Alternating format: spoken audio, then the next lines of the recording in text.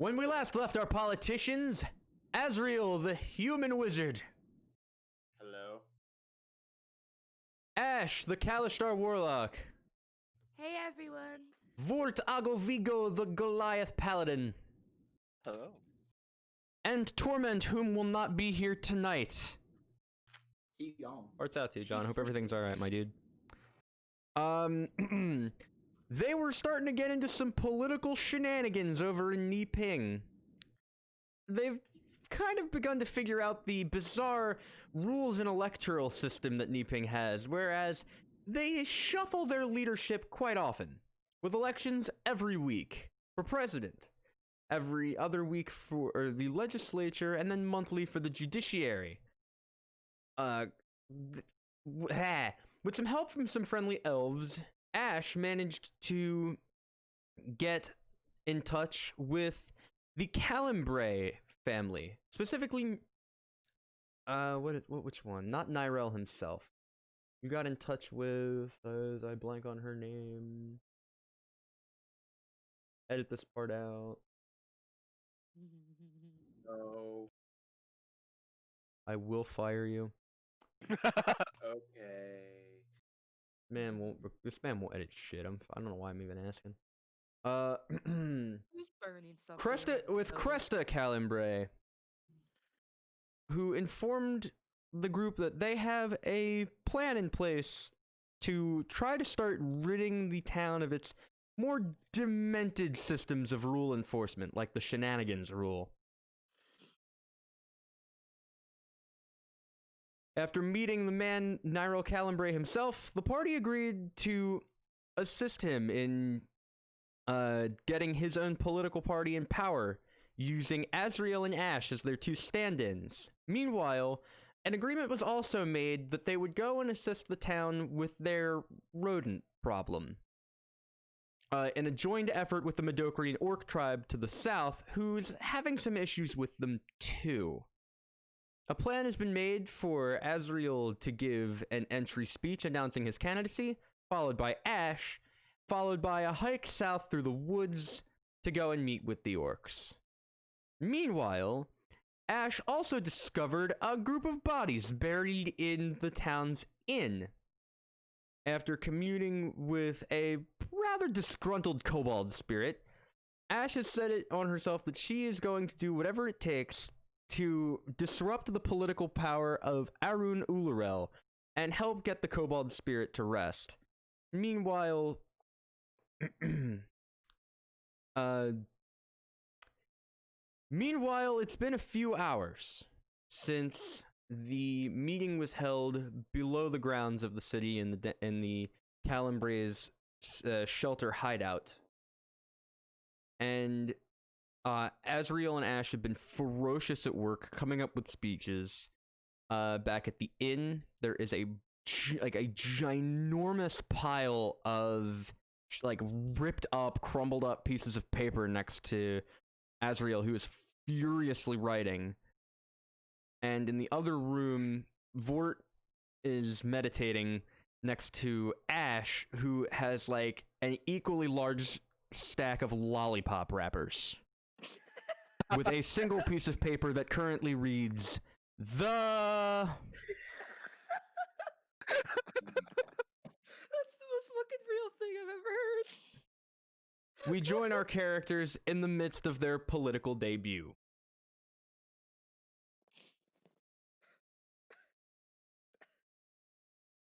So Ash, how is your speech going?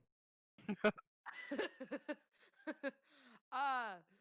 gonna look at Vort, as she's once again sucking on probably her 30th lollipop, and say, Vort, I think my speech is done. Or breaking meditation from. It took you all day to write this speech. I hope it's good. Of course. Well, I really, I can't write well, but I tried to. Let's hope it can win over the town. Yeah, I can't read it, but I know what I wrote. Wait, you can't read your own writing? What? Yeah, I can't write. So I just kind of wrote what I think letters should look like. Asriel looks at it. Asriel's on the room. Oh, I thought Asriel was in the room. No, the other room. My bad. X-ray vision.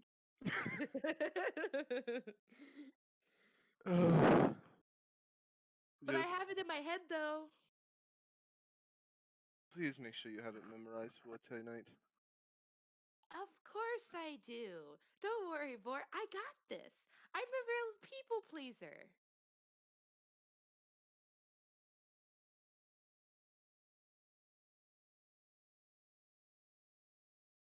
But I wonder if Azriel's done too, because I'm really bored now. Meanwhile, Azriel, you've been hard at work, just like, this is good. No, it's shit! And you just throw it out. Alright, this one's pretty good. No, I don't like this either. Fuck. You've noticed as well, Torment has been coming and going from the bathroom a lot, and the colors of some of the mushrooms on his back are starting to get real dark. You've asked him a couple times if he's okay, and each time he's told you he is, but you're not sure at this point if you really believe him anymore.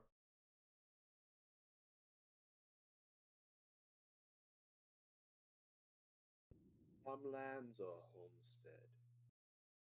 Pest versus rodent. Who cares? Just fucking say something. Damn it. I have the general gist. It's just whether or not I should use some words against others. You okay, buddy? I'm fucking fine. I've told you 5 times now.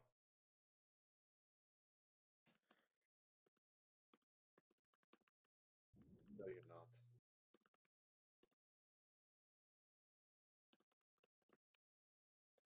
I don't even go to the bathroom that much.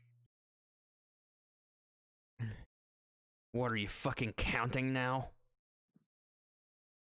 There's not much else to do besides write a speech. Yeah, so worry about your goddamn speech, and I'll worry about my goddamn bathroom trips.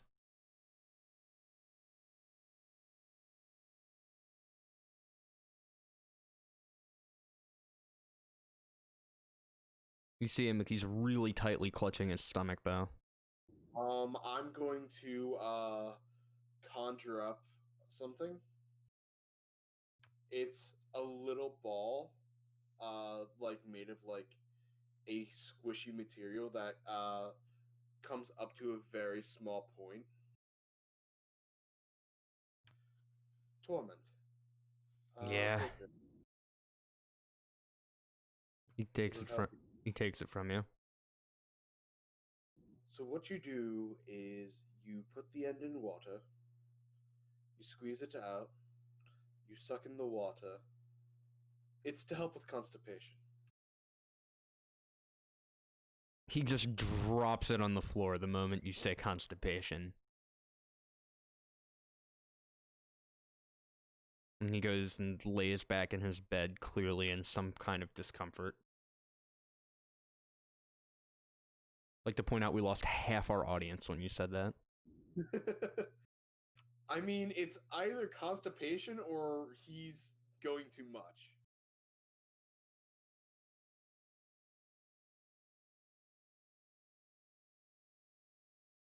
What, you want to roll medicine on him?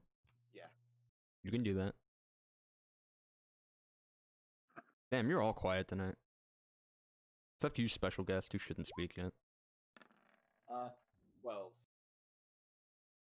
It's something hurting him. You're not sure if it's strain because of an intestinal issue or if it's muscular, but it's definitely got something to do with pain. Like, this isn't so much an, oh, I'm not feeling that well. This is an, ow, I'm in pain kind of reaction. What? What do you want? Go to the elf. Fuck no.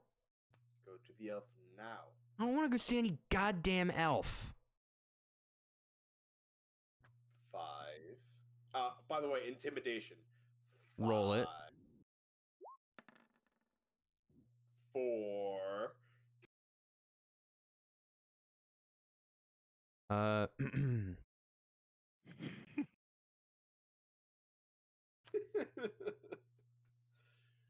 Fucking rip, man. 4, James. Where is it? Fuck 54. you. All right. Azrael goes back to writing. Torment goes back to laying on his side.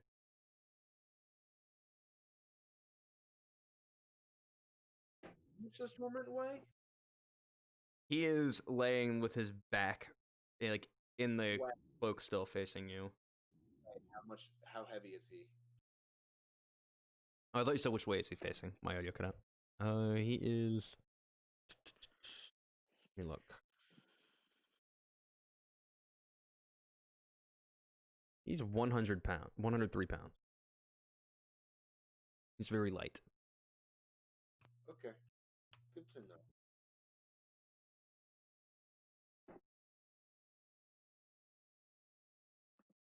Azrael whistles for his hawk.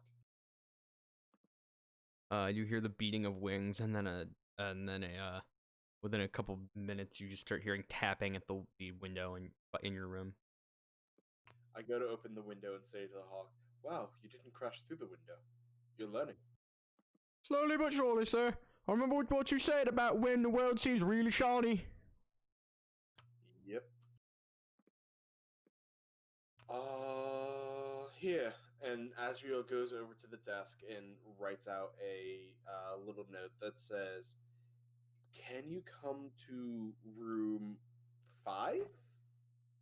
Believe that's this is. fuck it. I believe that's what we said you were in last time. Yeah.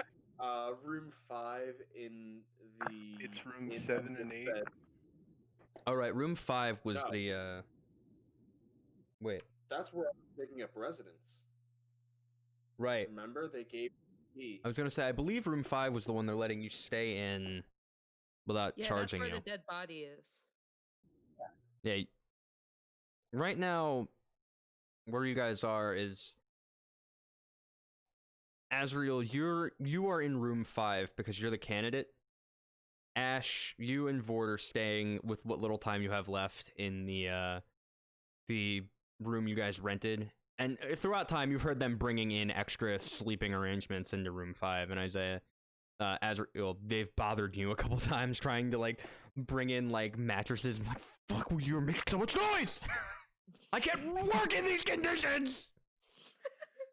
Meanwhile, Torment was like, are you gonna use that bed? What he doesn't know won't hurt him. Go on. Oh no.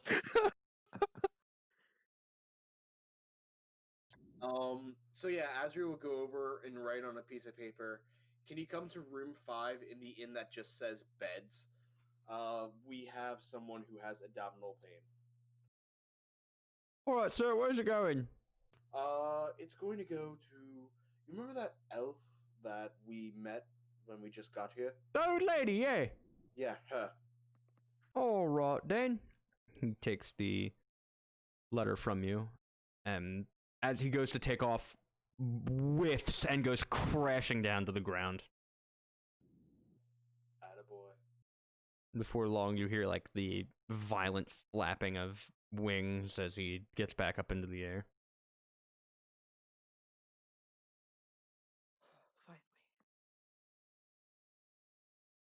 And then I'm going to continue writing. Alright. About 15 minutes passes, and you got, Azrael, 2 people enter your room. One of them is the elder elf, and the other is a hooded figure. Azrael, without looking up, points at Torment. Okay. She walks over to him. What appears to be the problem, dear? Stomach hurts. Okay. let me take a look at it. No, don't touch me. And like he starts like trying to resist, and like amazingly, like like a mother would, she just finds a way to fucking restrain him as he's resisting. The mother's strength. He's like, no, stop, no, no. The hooded figure approaches you, Ezreal. Hello. Azriel looks up for this person. You're on the hunting team too, correct?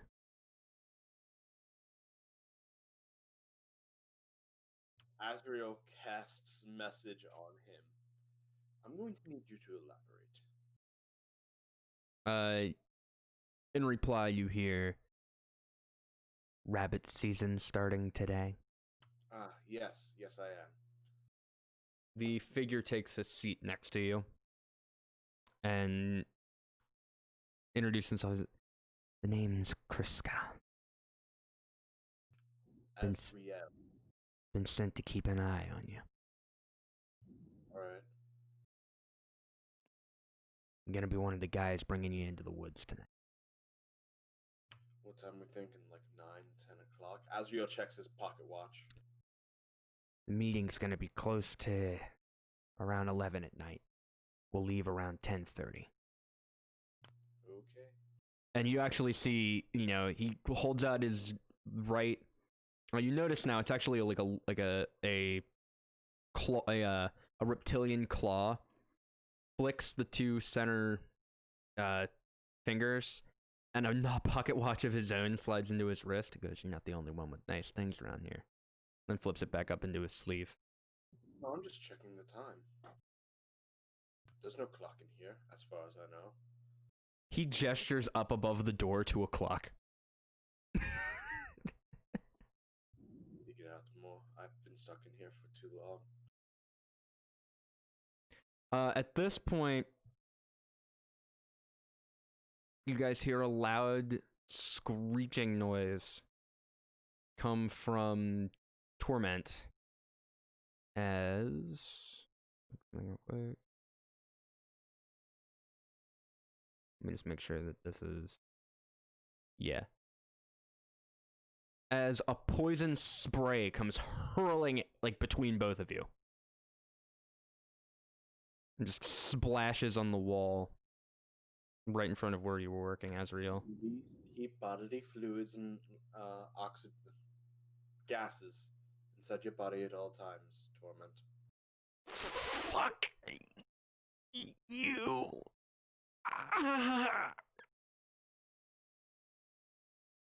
Sorry, I should have warned you that he was going to be resisting. He's not my first handful, but what he's dealing with, it's not natural. You've been fighting with a sorcerer lately? No. She turns around and says, Warlock? Yes. I might be wary of them. This is... Arcane isn't even the right word for it. This is just... And she kind of presses down on a spot, and you just hear like a wail of pain from Torment. And you guys see just a bunch of black spores just come out of his back. Azriel And that is a bizarre color to you, Azriel. You haven't seen black spores yet. Azriel will go, Ash! As loud as he can. Ash, you hear Ash from down the hallway. She's going to get up and dash towards, not dash, but run towards the where Azriel's room. Ash, we need you to make a dexterity saving throw. Dexterity saving throw? Yep. Okay.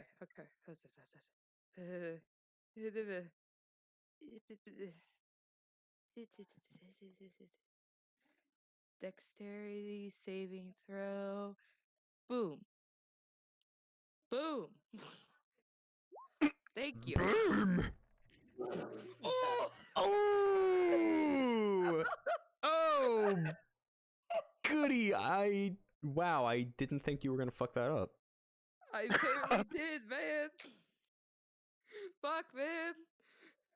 I need to look. My desk I need to sucks, look up a apparently. fucking stat. Holy shit. Oh my god. No, I'm gonna roll this with my real die. I have those.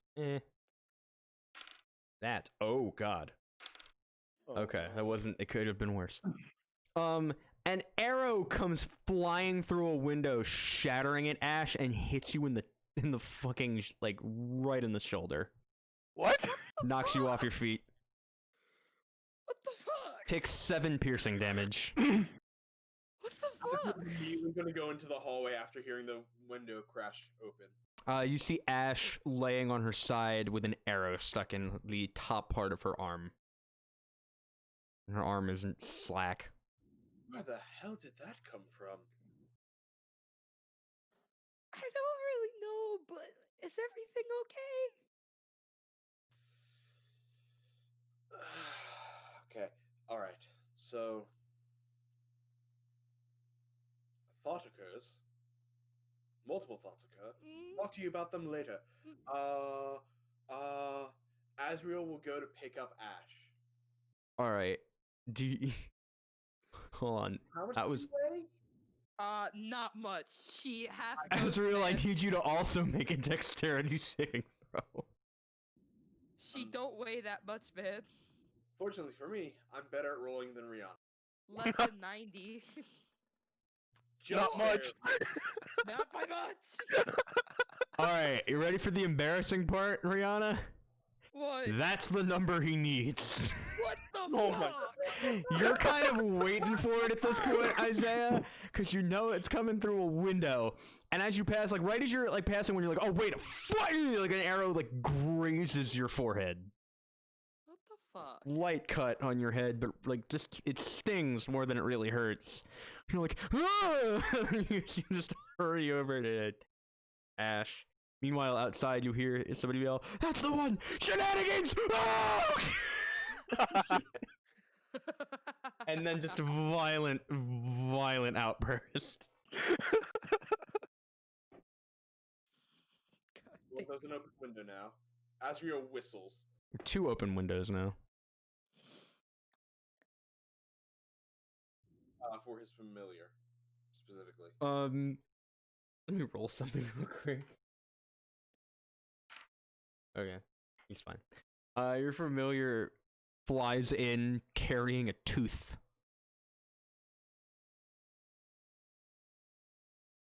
I brought this for you, sir. It reminded me of you. Let's say, were you hungry or are you just happy to see me? Well, I saw this guy get his tooth knocked out right by this bigger guy, and I thought, man, Master would think that was really cool. So I brought you the tooth. Possible spell component. I'll take it. Thank you. So, do you mind going outside and just surveying the area for a possible archer? All right.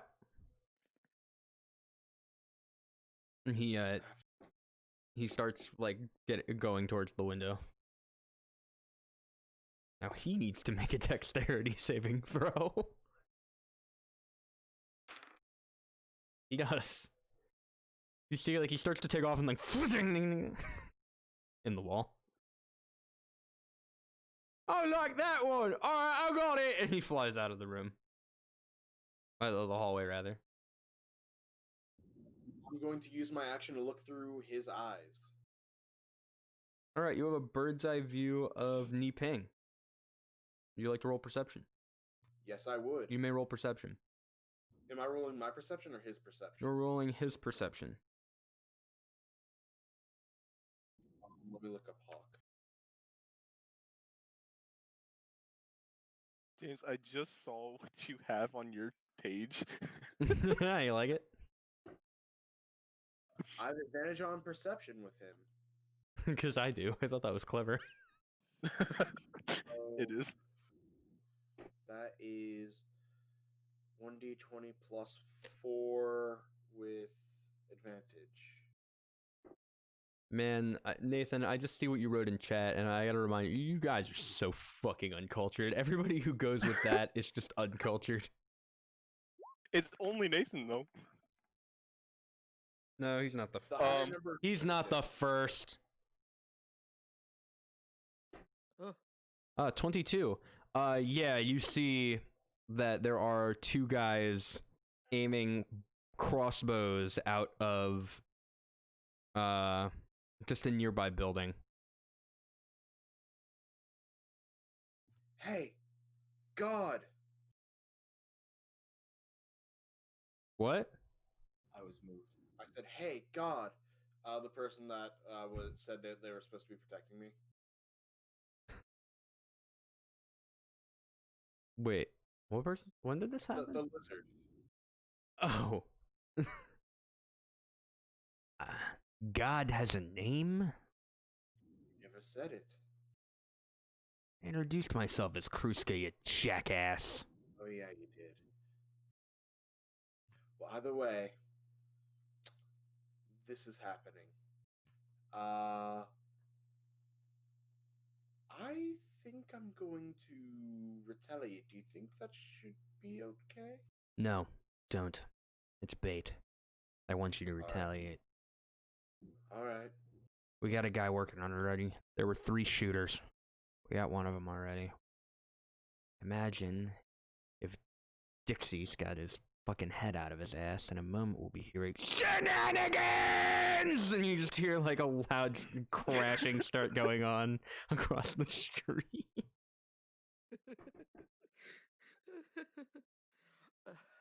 You're gonna be hearing a. Yeah, you guys are lucky you're heading out tonight. You might not be able to make it through the night. The number of times you're gonna hear people screaming that, followed by a beating. On edge. What? Are people on edge? Of course. It is currently Wednesday? Yeah, it's Wednesday. It's Wednesday. 2 days till an election. Everybody's on edge. We got a couple days of peace. We got 4 days of peace, most. Like tight asses, followed by an election, followed by a pissed off evening, followed by more calm, at least for the moment. I honestly thought the assassination attempts would wait until we were in office. They don't like the fact that somebody's running against him at all. Does it surprise you?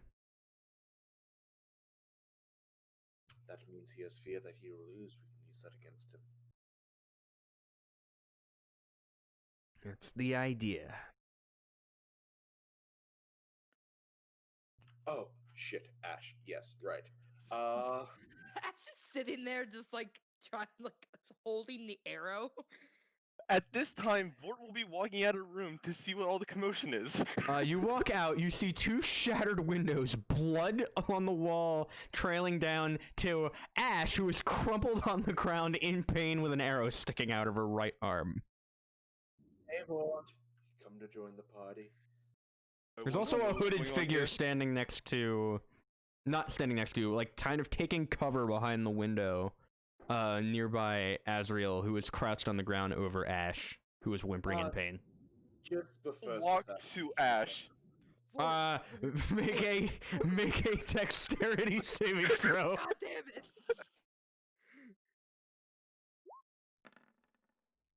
6. Damn it, What the hell? Ting! It bounces off your armor.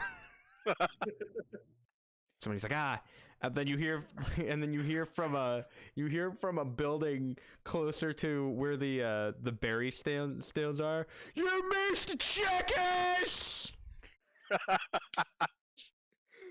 And then you hear somebody else yell, shenanigans! And then the guy who yelled is like, oh fuck! And you see like these big demons and like a few Marrow, they're like, woohoo! Best day of the week! They've got like bloody swords and are charging down the street, like absolutely like hungry for blood. As we will say, well, technically he did hit. He just didn't hit the right spot. So, Vort, can I have my lollipop, please? So, here you go. She's gonna take it and immediately start like sucking it. While you're at it, you should take this. And Kruska tosses you, Azriel, he tosses you a tiny little vial with a needle on the end. Sure.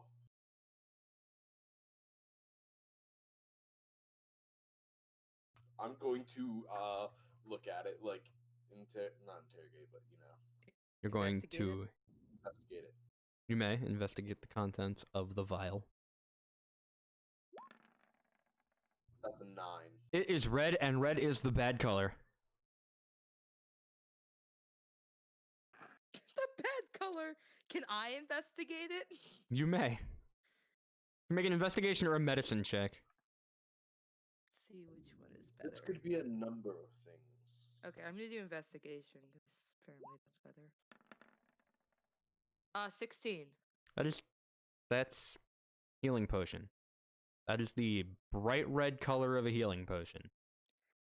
Okay, And Azrael is standing there staring at it with the most bewildered look. Azrael, it's a healing potion. Where the hell did you get the honey for this? And you actually look at it and he's like, shh, shh, shh. Shut up! And then you hear one guy outside go, honey! And then fucking Kruska yells, shenanigans! And then you just hear the most violent banging against the wall. Can I tell you, chat, I have been waiting for fucking like late Wednesday this entire time they've gotten here.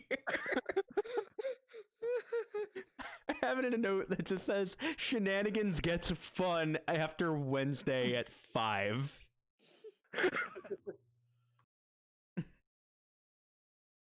lot of people getting beat up.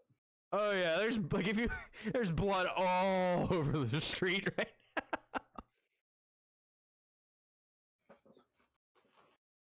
fucking like the elf elder steps out for a moment and is like, this is why I have apprentices, and then goes back in.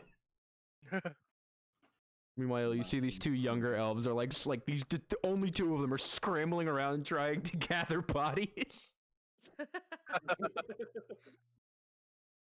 So, Ash, how you holding up? I'm doing fine, besides the arrow in my shoulder. Yeah, that looks like it hurts. Not really. I don't really feel pain much anymore.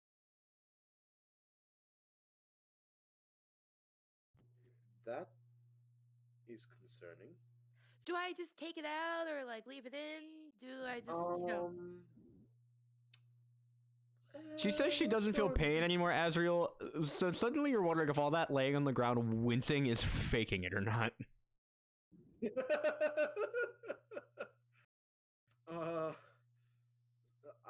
shouldn't pull it out. So go to the elf. I mean, she should pull it out instead of, pushing it all the way through. Azrael, you're not helping. Oh, for the love of... And you see Kruska drop to the ground and, like, military crawl over to you, Azrael. For a professor, you're a real dipshit, you know that? What? He takes the vial out of your hand and goes, all right, little lady. You're very important. I need you to go and look at the nice tall man. Mm-hmm. And, like, he, like, kind of turns your head over, and then he fucking jams the needle down into your neck. Ash's immediate reaction is just to, like, with the one side that's more, like, the one side of her that has the, red eye is going to try to, like, hit him. Ash has a red eye? Where the fuck have you been? Yeah. Neat. Yeah, she has this giant infernal like tattoo over top of her left eye, which is like totally pitch white in the middle. Hold up, Rihanna, switch your character art. Wait, what? You currently have Oh, yeah. Rin up as your character, right? Oh yeah, hold on. Let me go. Hold on. There. Oh, Why is that? Isaiah? Wait, what the fuck? Azrael, you find yourself looking at yourself. Well, I'm looking at myself. It just cuts to... I don't think that's correct, Azrael, who is definitely not a fucking tiefling. My name's not Fade. Oh god, turn it off! The DM will remember this! The boss just got 20 levels harder for a half second. What are the odds of that? I needed to make it balanced! Man, and suddenly the boss for about 2 seconds had power word kill in its inventory. Yikes. Oh, man. Chad, have you seen me like shaking like this? I realize I've done it in some VODs. It's because like I'm really hot because there's like no air circulation here, but my fan makes it really cold. It's like the worst of both worlds. Speaking of which, I'm gonna move my fan. I can't, otherwise I'll get hot. But I'm cold. See? I hate it. Wear a sweatshirt. No. Then I'll be even more hot. Again, worst of both worlds. So, Ash, heal for 6. Heal for 6? Oh, perfect. Good shit. Yeah, if like as you go to hit him, like right as you're about to hit him, you just feel it's like, oh, that's really nice. Wait, I have a question. Where did I get these temporary hit points? They're not That was temporary. in the cave. From the cave? Yeah, Okay. those are gone now. Okay, I had them and I was like, huh? Yeah, I was like, you don't. okay, I was just making sure. So, yeah, so Kruska's like, all right, I don't think it's safe here. I think we gotta have to move you guys before give your speech. You got those written, right? I was just putting the finishing touches on mine. I can't write, but I have it in my mind. Okay. You're gonna be ready to go in checks watch an hour? I'll be ready. I'm kind of bloody. All right, follow me. And he is gonna like military crawl to the back of the hallway by where you guys have your rooms, and he actually pulls out a piece of the siding on the hallway, reaches his hand up in there, and folds open a secret passage in the wall. Oh. Is this where you buried all the dead bodies? No, this is where we get our boys and girls out. Does We that don't- mean I have to crawl? Yup. Or, I mean, you know, you could not, and gestures to the arrow. I'm not gonna take that chance again. Big guy, If I don't I think you're gonna die- fit. I think you're better off taking your chances, taking the long way around town. We're heading to the town hall that way. These guys have paperwork to sign, and assholes not to get shot by. I'll distract touches. Just make your way. Attaboy. We'll see you there. Plataris, go with Vort. Okay. He lands on your head, Vort. It's very shiny up here. And he pecks your head, Vort. Oh. Azrael starts to get in the hole, but then turns around and says, "Oh, Vort, Torment's in the room and he's having troubles." As you say this, Vort, you just see a violent gush of just a weird black ichor come shooting out of the room. And the fucking old elf just gets blasted out of the room. This poor elf. And she's covered in black shit. You mind helping her? I'll attend to that first, I guess. Thank you. Vort will walk over to the elf. She's You roll. You're walking over to the elf. sure am. Roll a dexterity saving throw. There's still a fucking. There's that archer left? that third shooter has not been shenanigans yet. I'm surprised. At 15. You're ready for it, and honest to God, like when he shoots it, you just bat it down to the wall, and they're like, "Ooh!" and you smack your chest and just start running. You get to the end of the hallway, and the elf is getting him. She's like, "Okay," and she kind of like scrapes some of it off her wall and starts like rubbing it between her fingers. She's like, "Whatever this is connected to it. I've managed to get him asleep, but he's not out of the woods yet." Is there anything I can do for you? Well, I doubt the boy will be ready to follow you on your hunting trip tonight.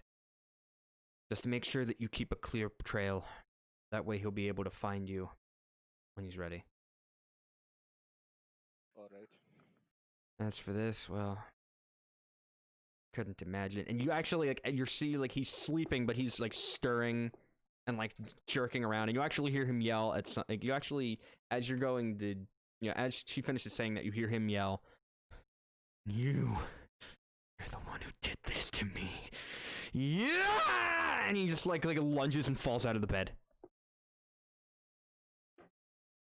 Do you know what is happening to him? I've never seen anything like this.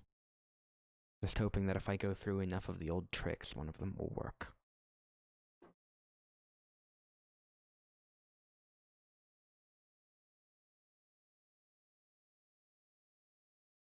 Go. You're needed at Town Hall. Alright. Stay safe. You walk out, and the little gnome passes you. Then moments later, you hear her just say, "Oh, come on!"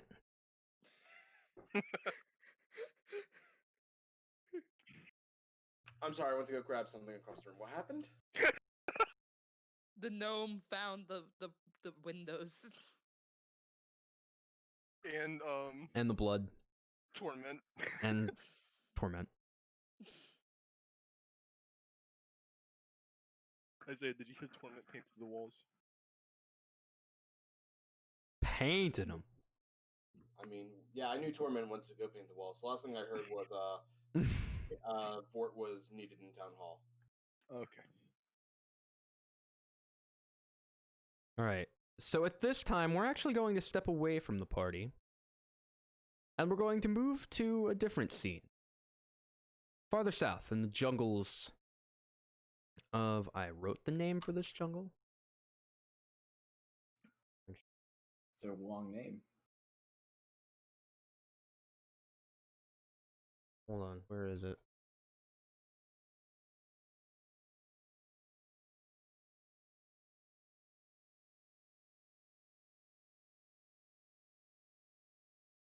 Alright, that's it.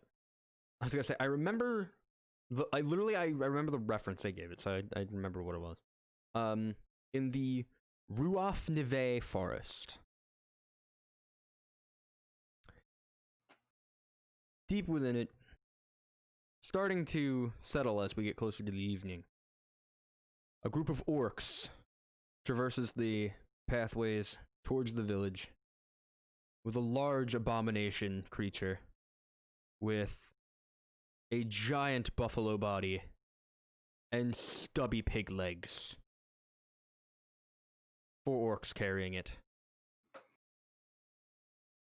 And we would like to, at this moment, to welcome our special guest, the Spookman 2446. Hi, Mason. Another hunting trip for you there, Borak. And, it wasn't really so much of a hunt when you saw this guy trudging his way to the water. Hell, you spent a good 45 minutes making fun of his stubby little legs before you finally went in there and put the thing out of its misery. Though, you and your rival, Gorshnog, got into a bit of a heated beating contest so you could hit the thing harder before it finally gave out. And yet again, he managed to swoop in and steal your kill. If you'd let it take one more breath, it would have died after you clubbed it in the head. But of course, he has to run in and stab it, just so he can get the glory. So, you're stuck carrying the ass again. What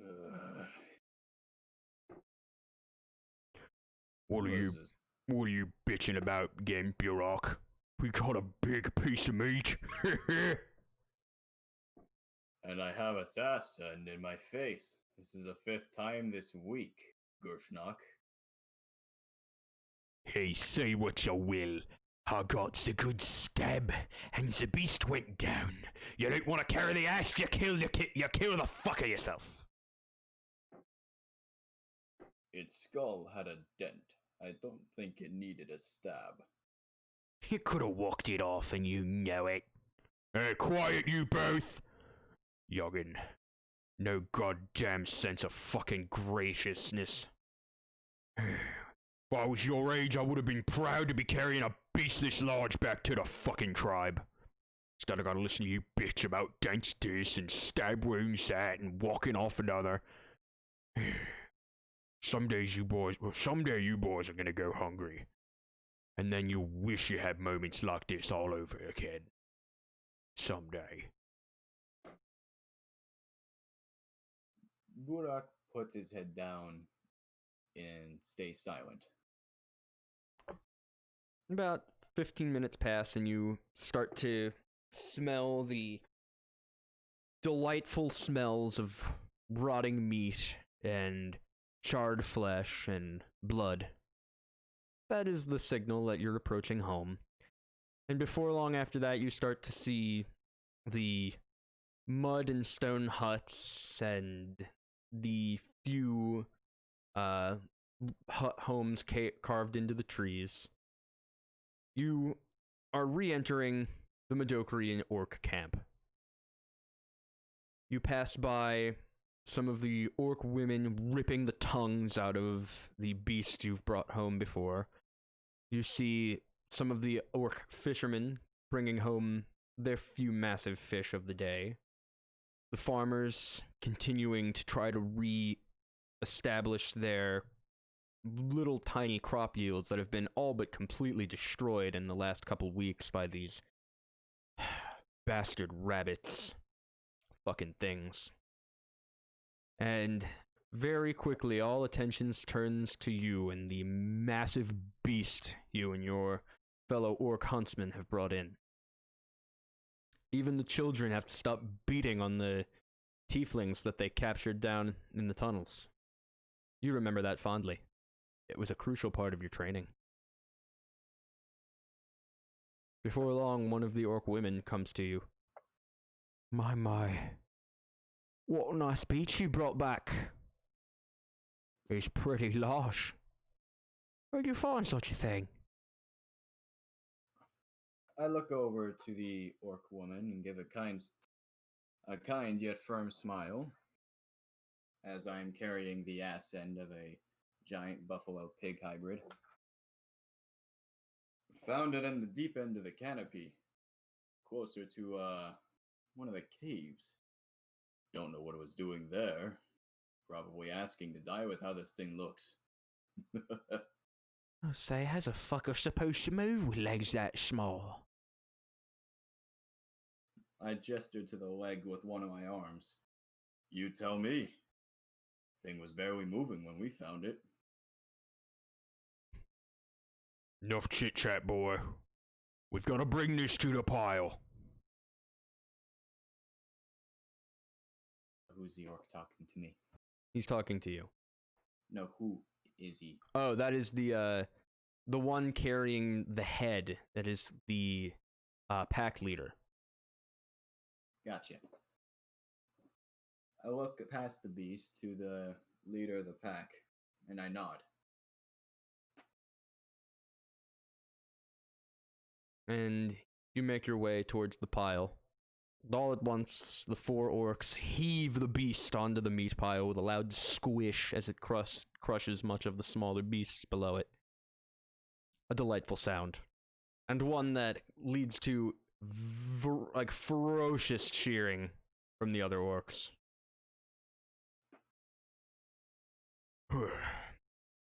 That ought to get us through at least a little bit with the crop yields going down. This meat should hopefully make up for the time that it's going to take for those damn things to grow again. But if we don't deal with this fucking rabbit problem, even this won't last. Too many mouths to feed. You done well, boys. All three of you. Back to your homes. Be ready for the next call. He I nod. gives you a nod and walks off. I nod back and begin to travel back to my home. I Bef- think about the small talisman I was given that had been propped up next to my bed since then. When you re-enter your little hut next to your, for lack of a better term, bed, you see the parcel that you had been given to keep sitting there peacefully, undisturbed, constantly tempting you to unravel its bright violet purple packaging. But you must resist, as was the command from the elder himself. I take a look at the parcel, take a deep breath, and I say to myself, or Burak says to himself, "Not yet. You'll have your time, but it's not now." I look across my room at all of the interior, looking for any scraps of food that have been left over. Roll survival. You didn't teach me this. It's in the menu next to your stats. Click click. on survival. Okay, just. You see some old edible pieces of meat, some crusts from some bread. You see that you actually still had an old hunting water skin that wasn't totally empty, and you managed to make a ration out of that. But it's not necessarily satisfactory. Keeps you from dying, though. As I eat the meal, I begin to daydream about adventuring again. And Quickly snapping out of it, I chug the rest of the water skin, toss it to the left of me, and stare at my bed, pondering if I should sleep or watch.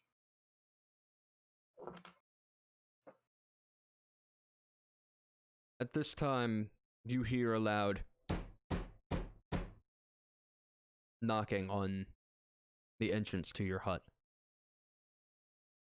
I jerk my head over to the hut. Not knowing what could be beyond the door, I look for a dagger or an arrowhead that I could use as a weapon. You still have the dagger on you from your hunting equipment. I look down at my belt and facepalm because I'm a fucking idiot, and I pull the dagger out. And before long, your door is kicked in, as it has been many times before. And in walks in a familiar face. Logoon, who is one of the older orcs. He has been sort of your liaison between yourself and the tribe elder. I sigh with relief, and I put my dagger next to my bed. Oh, what brings you here at this hour? Elder's putting together I should say, sounds like we may be on the verge of a breakthrough when it comes to the rabbit issue. Chief's putting together a party to go with him, to go meet with some, well, acquaintances of his. He wasn't too specific. He told me to let you know that you were gonna be going with him. And that you're gonna to get some rest and be ready to leave after the sun sets. I Oh, raise my he said to bring the bag. I don't know what he meant by that. He said you would know. I glance at the parcel next to my bed, and then back at the orc, with my eyebrows raised with interest. I'll be ready. Don't you worry.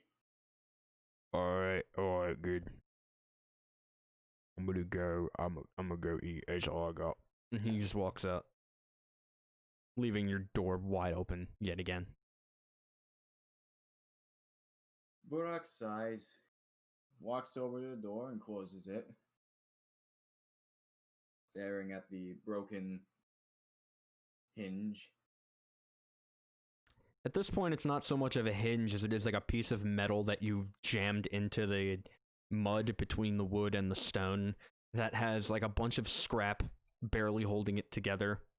The piece on the door has been broken off again. You have to make a new one. I'll fix that tomorrow. At this time, we return to the chaotic streets of Niping. A bunch of bodies are still laying across the street with even more blood. We are at the town hall.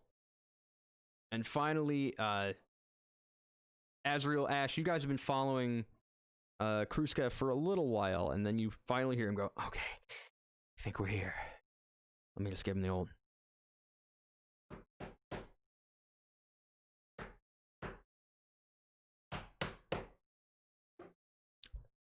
And before long, there's a hatch that opens up, and you guys are let into the town hall. Greeting you there is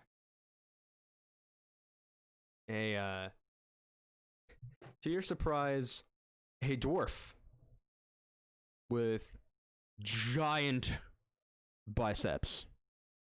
Just massive, with an orange beard, a small cap, and a massive hunting bow on his back. What took you so long, you bastard? Starting to get worried you weren't coming. There were complications. Complications meaning the fucking shooters.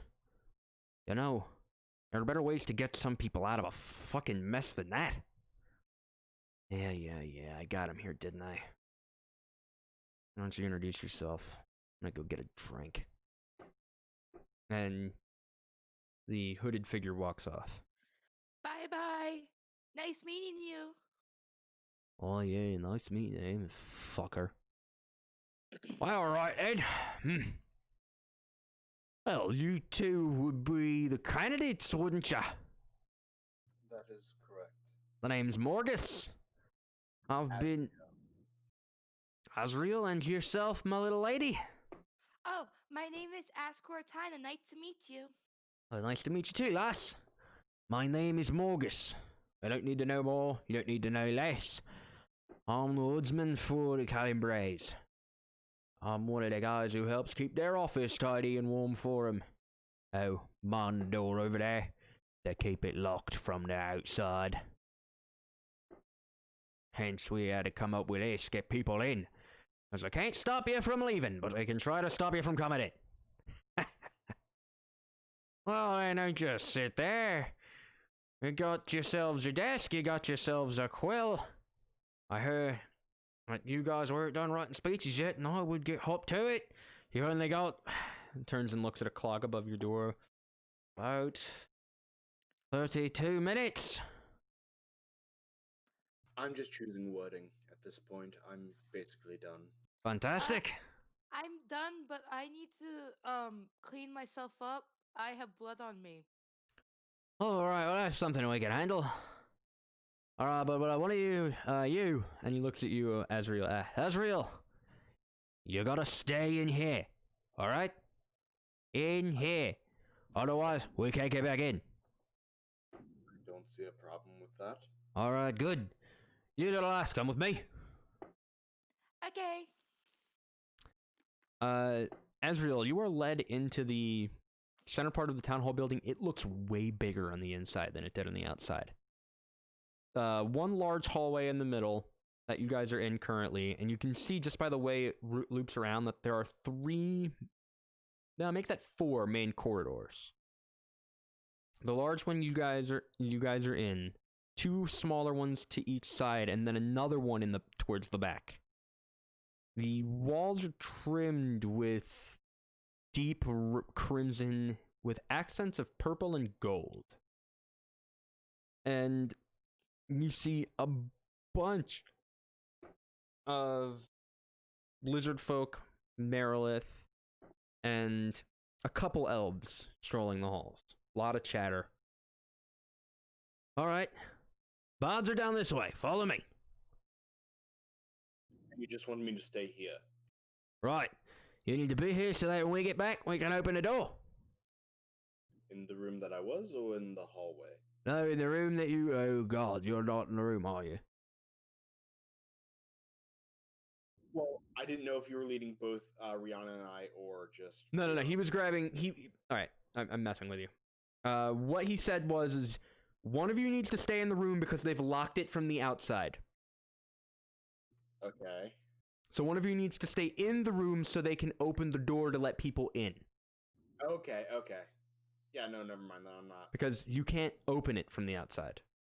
Okay. Never mind. I guess I worded that kind of poorly because locked from the outside implies people who are in can't get out, but that's it's one way door right now. Ah, okay. Yeah, that's what I'm really trying to say. One way door. Yeah, He's so drunk. What? I know what Azriel's gonna do in there. don't say things like that. You'll give Chad ideas. Well, Chad's just gonna have to wait till it's my turn. Go on, Rihanna.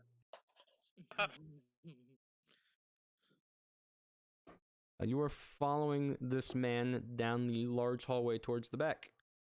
So, do I just take my clothes off here, or? Oh no! We gotta change in room for that. Nobody wants to see your bits. Especially because, not exactly in office yet. Look real bad. Oh, I guess so. I guess it's a little different than the underground. Oh yeah, rules are different. Rules are certainly different up on the surface. You come from the underground, you say? What part? Oh, well, I'm not really. Well, I just lived in the more underground part of my city, and they didn't really have rules that were like this. Oh, where'd you come from then, lass? Oh, I came from. Oh God. Holivara. Oh, so you're a bastard then? A bastard? You come from the city of bastards, makes you a bastard. I mean, I live there, but I'm not from there. Oh, well, suit yourself. I know a few chaps from around there, though. They're very odd people. I mean, odd people are the best people, though. They're more fun. Yeah, it depends on your take of odd. More so, for all the talk they say about having a diversity and a group of races, they really don't like putting up with a whole lot of shtick. Tight asses. That's why I don't live there. I live in the underground part of it. Yeah. Much more fun. I might have to check that out if I'm ever in the area. Oh, you should. Oh, it's the best places. They have the best bars. They have the best candy. Oh, it's amazing. Well, here we are. And he gestures to a door that, in multiple language, says women. So, is like a shower room? Well, yeah, so if it's anything like the men's room, I've been in there. The men's shower, mind you, men's room is a different place. You're gonna... and he just throws up on the floor. And he wipes his mouth. Somebody will clean that up. There's gonna be 3 doors. The back one leads to the showers, but first you're gonna go into the one on the left or the one on the right. I think that if I were you, I think you'd go into the one on the right, and then you're gonna change into your clothes, into however it is you shower. You're gonna grab a towel, not in that order.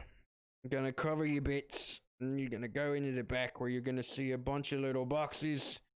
You're gonna go into a box where nobody's been, and you're gonna press either the blue or the red crystal on the wall. And what does that do? It makes the water feel different. Does it clean my clothes? No, just gets them wet. Oh. Okay. Well, thank you. I'll try it out. Right Just gonna then. walk into the shower. Yeah, you walk into the you walk straight into the shower while your clothes still on. Or do you go My into one of the clothes or do you go into one of the changing rooms first? I go in the changing rooms first. All right. Yeah. No, Rihanna, he didn't follow you into the changing room. Well, I don't. I don't know. Yeah, because he's trying to get his candidate elected. He's gonna follow them into the fucking changing room. Well, it would be good to make sure. no And one then he's going to assassinates me. tell her to strip. Yeah, Rihanna, you that makes so much sense. My God, I don't know how men work. I don't know. Money Vine from the chat. making a lot of fucking assumptions. James, can you check your PMs real quick? Let me check my PMs. I can. Sure.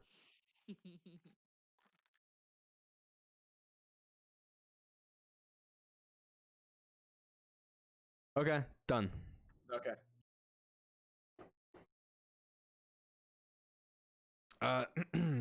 So yeah, so you're changing. Meanwhile, Azriel, you are in the room by yourself. Yeah.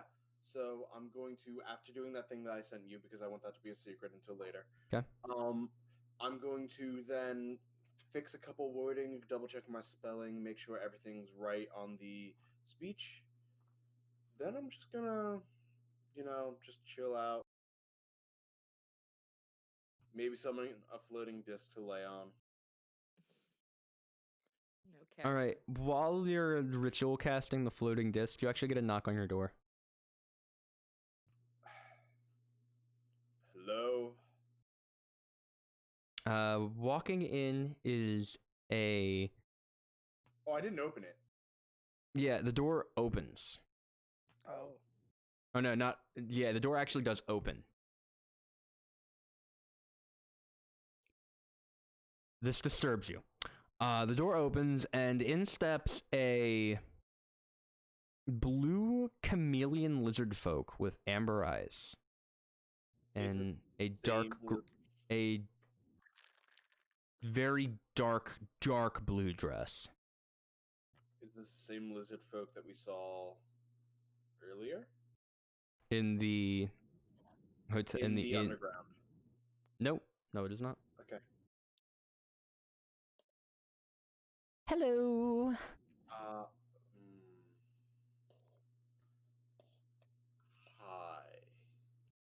Hi. She walks right up to the desk, grabs a chair, pops it in front of you, and sits down. Puts her legs up on your desk. All right. I'll wait. Hi, I'm Azriel. Who are you? Throws the legs up, slams them to the ground, stands up, and goes, "Hi,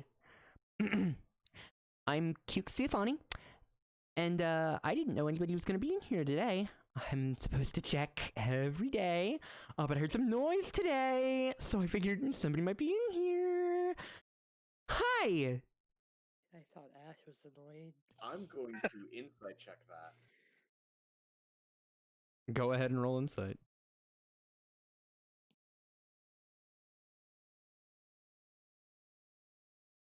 Fuck, that's a 6. I didn't mean to press it a second time. She's very hard to read.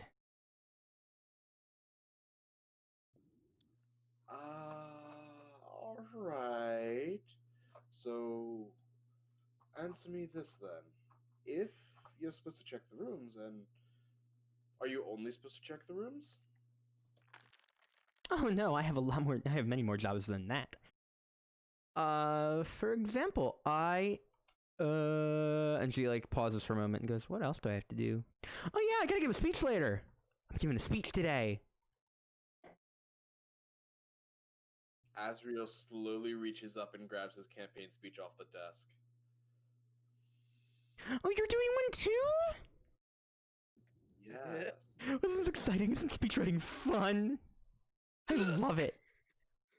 Actually, it is quite fun.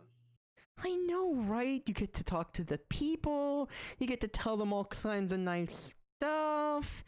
They smile and they wave, and then everybody claps at the end. It's my favorite part.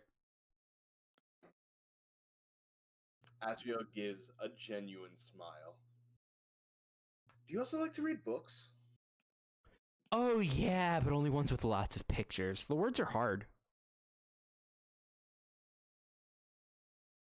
Do you know an author by the name of Squidorku? Roll for that, does she? Who's that? Oh, he's a author from my hometown. Really? Where you come from? Oh, I'm from Halivara. Halifara. Does she know The what that is? Bastard City? Oh my god. Because Was- Azriel actually knows that. Wasn't that place reduced to a crater? When? I don't know. I just heard that there's a little town called Halivara once, and then the Winds of the Damned ran in there and they blew it up.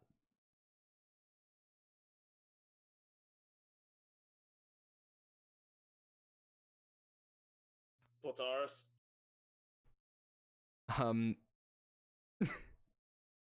You hear a flapping winds and then just a ping on the window.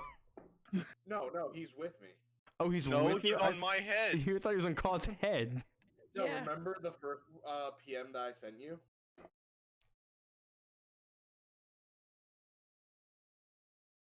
Oh, I thought you meant that. Oh, I thought you meant you were going to do that later. You were doing No, that right then. I did that now. Oh, then. Yeah, so then Plutaris kind of,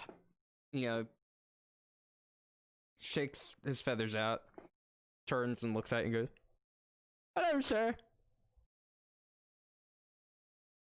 I need you to find me a book on the history of Halivara. "Okay, sir." He then turns and starts flying in circles around the room before landing on us. "Where do I go? We get out." Oh, yeah. Azriel opens the door for him. He flies out the door. "Ooh, is that your bird?" Yes. He's pretty. I wasn't allowed to have Yeah, birds growing up. I had a cat.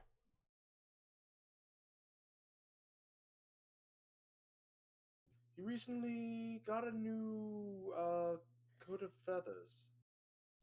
Ooh, you can get new feathers for your birds? He molted his feathers off and got new ones. Oh, that's so cool.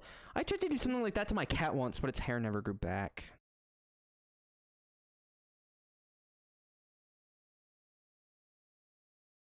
Now I just call him Mittens.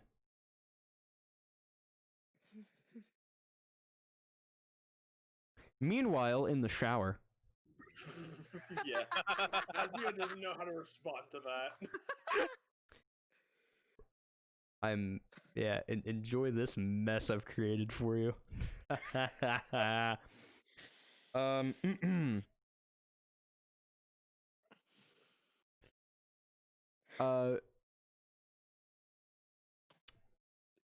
Ash, you're in the shower and you're showering, and all of a sudden you hear the door slam open. "Yield for the president!" And you just hear a bunch of shuffling, and then just right to the stall beside you on your left. And the water turns on. Excuse me?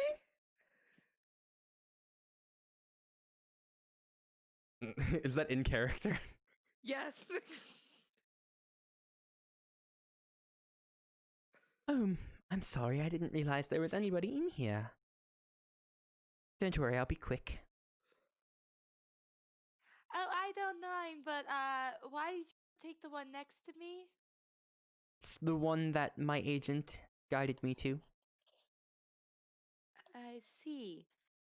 I'm just gonna turn the water off and walk out. Alright, I was hoping you'd do this because it creates this awkward scenario. You open the door, and right in front of you is a Merilith with all 6 arms drawn and carrying swords. And they lean down to you and whisper, "The president would like a word." Okay, well, I'll just go naked then. Rihanna, no. You're fucking... The fucking guard has no idea how to respond to that. I'm gonna roll for what they do. Hold on, I should roll a d6 for this. Okay. All right. They're going to ask you to please go back into the fucking stall. Well, I can't go with you because my clothes are still dirty. She points to the stall you just tried to walk out of. But, oh, then I can't go with you. Then I'll finish my shower then. Thank you. Just walks in, closes the stall.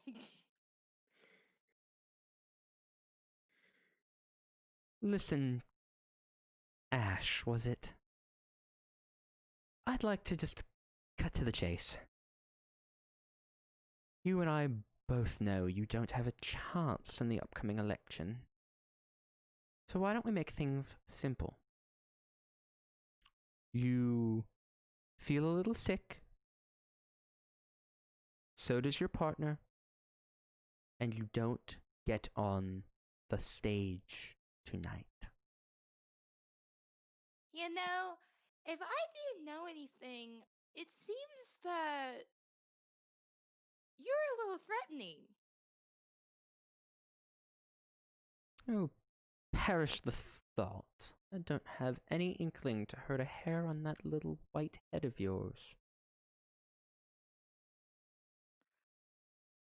But if we're not really of bother at all, then going up against you won't really make a difference anyway, because you're just gonna win. It's the idea, but it would certainly save us a lot of trouble. We could have all of our work done by Sunday morning. We didn't have to run a campaign. Yeah, but isn't it more fun to have competition? To some degree, yes. But in this So case, it's it's more tiresome than fun. I think it's gonna be fun. You just have to write a cool speech and have everyone vote for you. If you just do that, then it's fun. But it seems that you guys just don't do that. Oh, I believe that what we do accomplishes a more direct version of what it is you suggest. I'm just going to cut to the chase. Don't bother, or it will not be pleasant for anyone. Do you understand?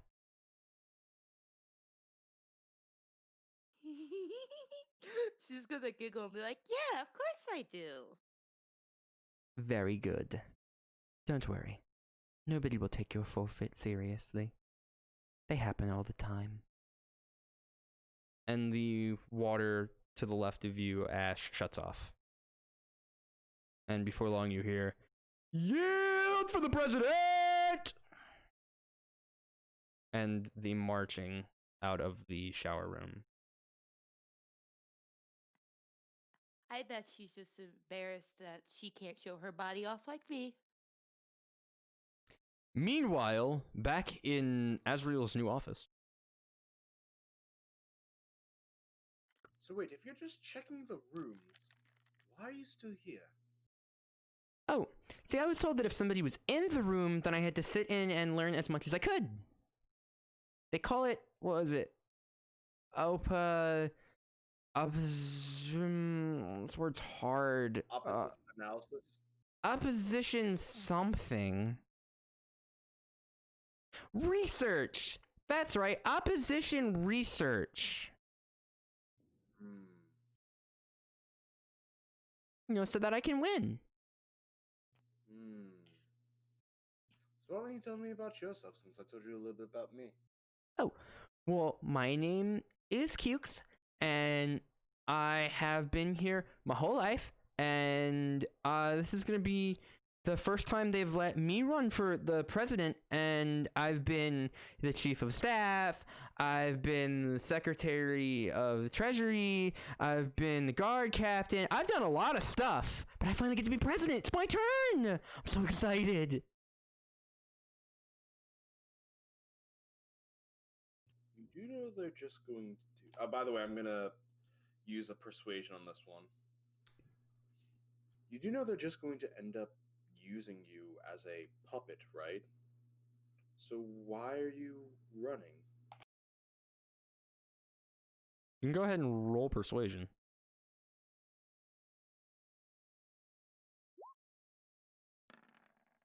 Oh, What is up with these low numbers tonight? oh. Oh, see, like, I've been told that I'm just a puppet, but I get to go to all the meetings, I get to go shopping with my friends, I get to make rules. Have you ever made rules? Rules are fun! I guess the pay would actually be pretty good too, wouldn't it? Oh yeah, I get to go shopping all the time. And the best part is it's not even my money.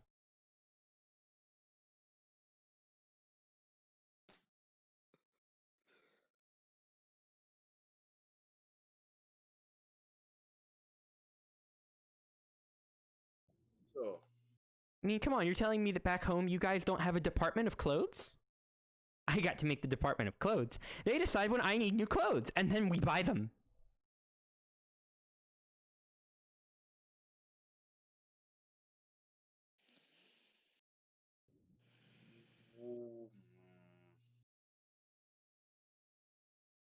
what's your favorite color? Blue. I wonder why. Though I Just also like you're not pink, here. and her skin changes pink as she says pink. Ooh, ooh, ooh, ooh, ooh, and orange. But I like blue. Blue's the best.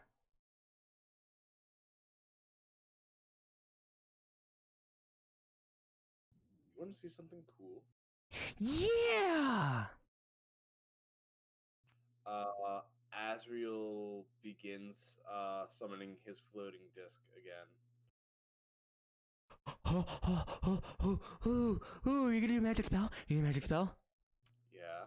Ooh, magic trick! And she just sits on the ground and watches.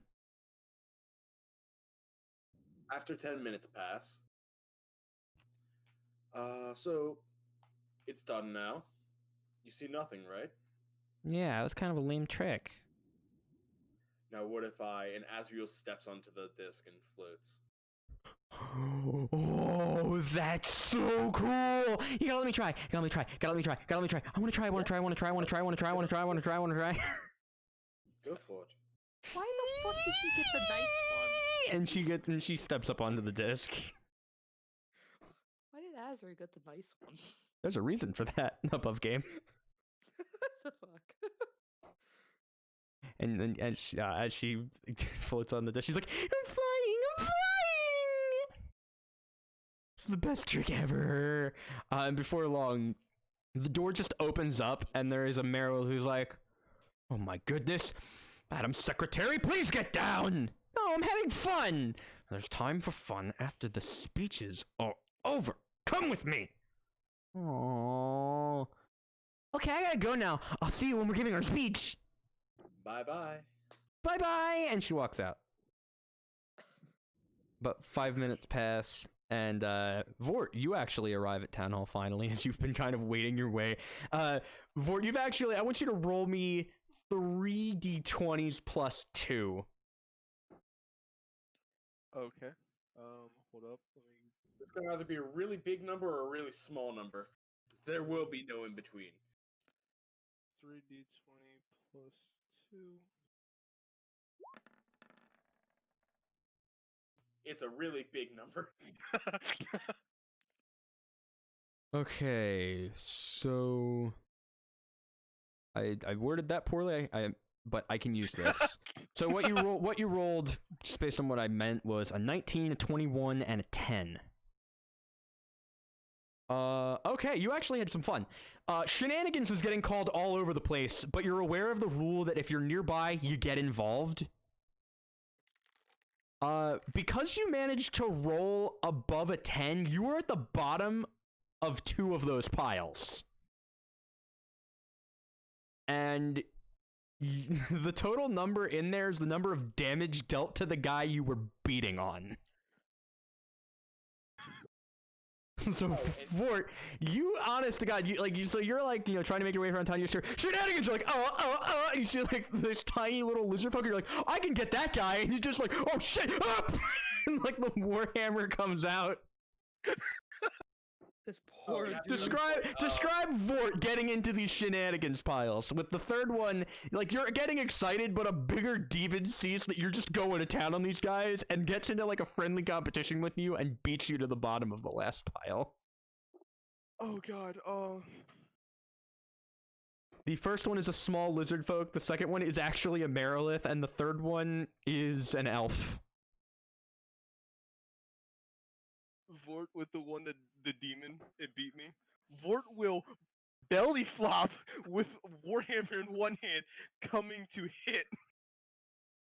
Oh god, and you land on top of the Merilith, on top of the fucking elf.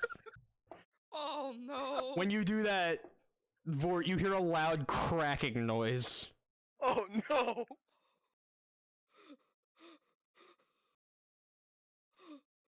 Damn, boy. He thick. Wearing fucking... Are you wearing chain armor for it? Like, you're wearing some heavy shit, and you're a big dude. God damn. Meanwhile... What's my kill count? What? What's my kill count? I need to roll a percentile die to figure that out. How close to death did these guys come? Okay. 40 on the dot. One guy is in critical condition. It's the elf. Okay. The other 2 are beaten really, really badly. You actually do take some damage, but because you got into the bottom of some of those piles, and like actually went in, you only take 4 bludgeoning damage. You were too distracted by the heat of the like that second pile. There was a Balgura who was jawing with you to get to the pile, and you got to the bottom, and the Balgura was like, rub head, snap wrist, more pain.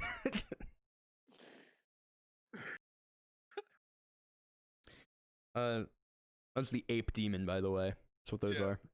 So finally, you're like thrashed, but you're at the point where you're like, oh, wait a minute, I was supposed to be going, oh, fuck town hall, and you just run off.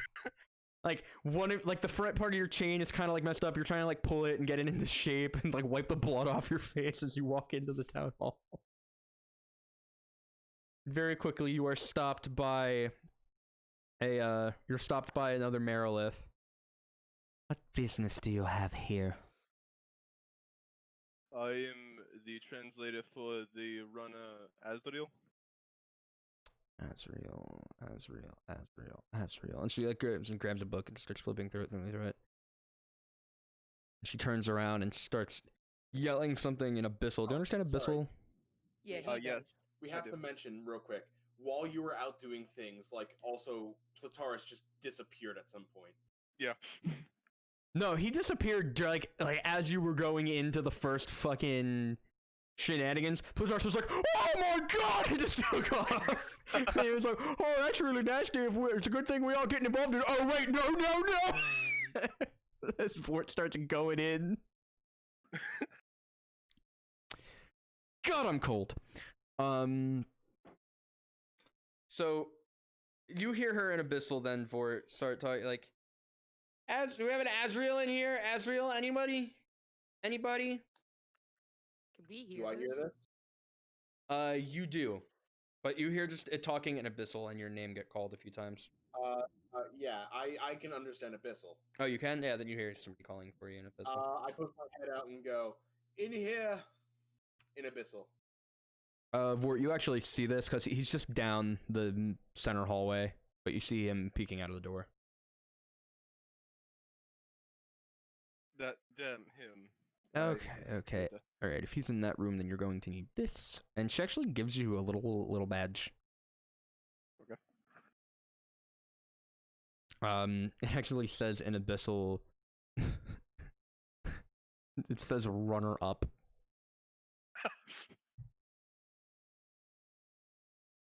And you can make your way down to that room.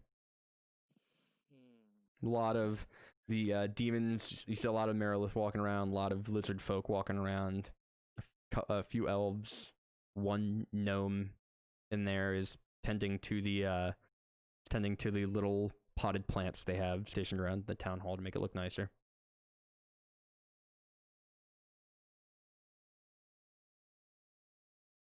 And at this point, Azriel Vort is coming towards your office. Are you still looking out the window at him, or have you shut the door? Azriel? Did my Oh, sorry. Sorry. I'm push to talk, and I forgot that I'm on push to talk. Yes, I shut the door. Okay. Azriel, you approach the shut door. You go to open it, it's locked.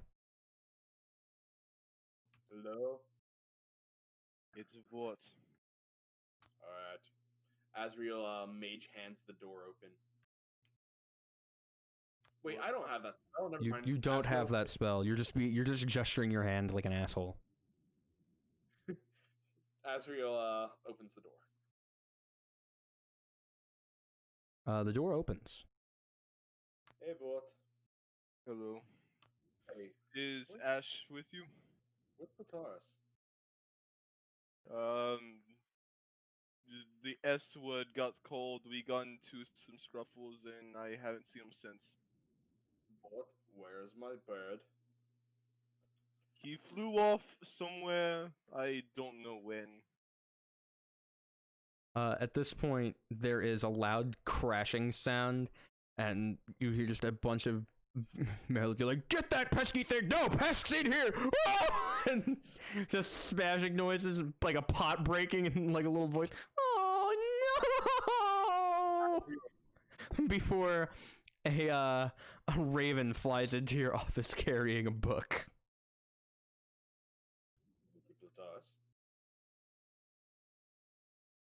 Pataris. Plutaris crashes down on your desk with the book. It's much heavier now, sir. Vort, get in. Vort, get in. Fort rushes in. Azriel, shut the door as quickly as possible. Bang, bang, bang, bang, bang, bang, bang. Who is it? The door actually opens moments later, Oh, how are you? and two Merilith go. Is that your bird? Yes. Well, tell it to stop making a mess. Pataris, what did you do? Oh, I might have dropped the book on a pot and broken the pot, and maybe then scared myself and shit on a gnome's head. You lost dinner privileges for the night. Oh, but sir, it was an accident. I didn't expect the book to be so heavy, and then I dropped it, and then it was a loud crashing sound, and I wasn't expecting it, and it made me crap myself. Azriel looks towards the Merilith again. I'll punish him properly. Good. By the way, where's your running mate? Is this him? No, this is not my running mate. My running mate went to go take a shower. Well, tell them to be ready. You are speaking in 7 minutes. Oh shit, okay. So I'm guessing mm. I won't get a chance to look at the script before I translate it. You're just going to be repeating what I say, All right. like word for word. Ash, at this point, you are being led back to the room by, what did I say his name? I have it in my notes. Morgus. How was your shower, lass? I mean, it was good until I was threatened. Ah, what happens every time. It's fine, you're gonna do great. She was probably just sad that I could just walk out naked in the shower and she was still hiding behind it. Yeah, you know how the lizard folks are. They don't like the fact that they ain't got nothing good. Do I see her coming down the hall? You... Are you looking out the fucking door? Well, I haven't closed the door from. No, you just see the other side of the hallway. You can roll perception to see if you hear her coming. But like, I'll try to draw it real quick. What is with these low numbers? Here, I got you. As Ash is walking towards, she's going to communicate to Azrael in her head and be like, "Hey, I'm coming back. Did you also get threatened?" I need you to get in here as quickly as possible, if I'm able to respond. So Yeah, you are. You're able. here's where Ash is, and here's where you guys are. Right here. So like if you're looking out the door, then you can see that way. God damn it. Where does scroll right? What? If you're like me and you just zoomed in on the map, just go to the right.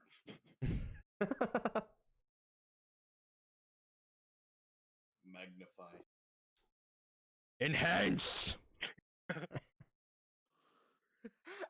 We have the technology. Here, Mr. Walker, we have to go on in 7 minutes. Okay. She's gonna walk quicker towards his office.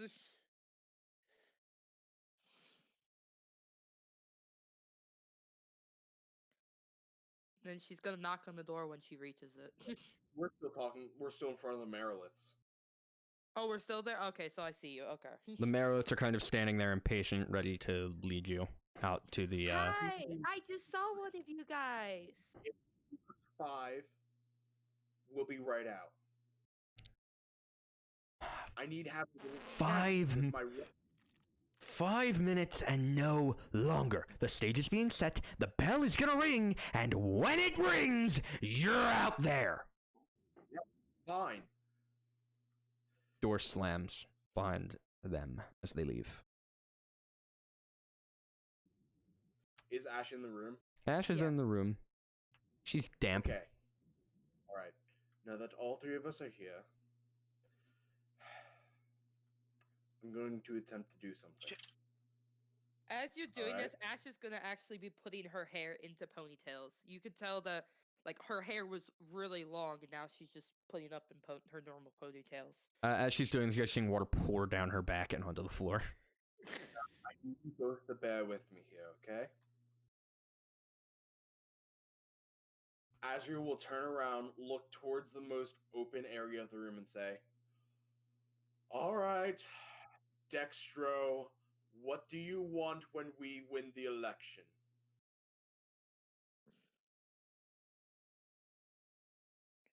You wait. You wait. There's no response. Well, it was worth a try. You just hear crickets. I have a feeling that he's going to want to talk to us later. Either way, let's get on with the show. Ash, yeah. Vort, you saw the script? No, you haven't shown it to me. I handed it to you earlier. You did not say that.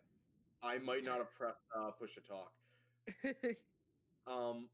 Yeah, okay, so I hand him the script and start walking out of the room. Ash, come on. Okay, not to be so mean. I was just threatened. Yeah, I met someone too. Yeah, but you probably weren't threatened. The point. As you guys, so you said you're leaving the office. Yeah, Right. we're going. As you start leaving the office, you just hear ding, ding. I start running. As does you see like the entire town hall just starts rushing out. You can see like a crowd of people just start rushing past the entrance to the office. Eventually, like just before it becomes a stampede, Azriel and Ash, you guys just race out to the courtyard where you see out of nowhere there are streamers and balloons and like that purple, red, and gold all over the place. And it's just like shit. When did they have time to put this together? In between the shenanigans.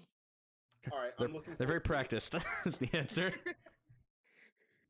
And there, about 20 feet in front of where you guys are for the town hall is a stage that clearly has a podium visible. There is an elf on it who is checking. They're screwing in a crystal into the podium, and there are clearly decorations on the opposite side.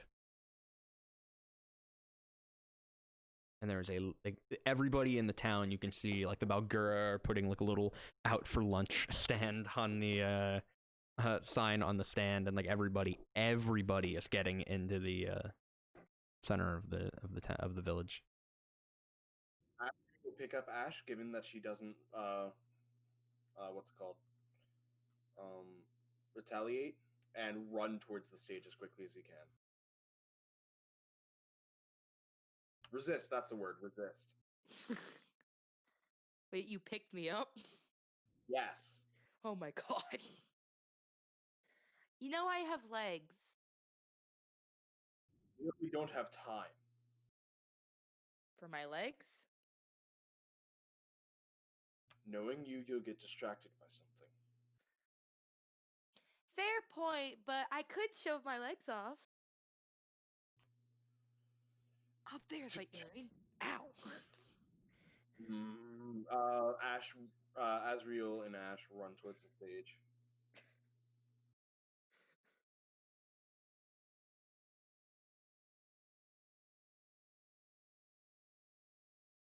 Are we backstage? You are standing on the backside of the stage, and to your left are two empty seats, and on the other side, two empty seats, and then Sigil is there as well. The deeper blue chameleon, but they've actually changed their color. You know that they're naturally blue-skinned.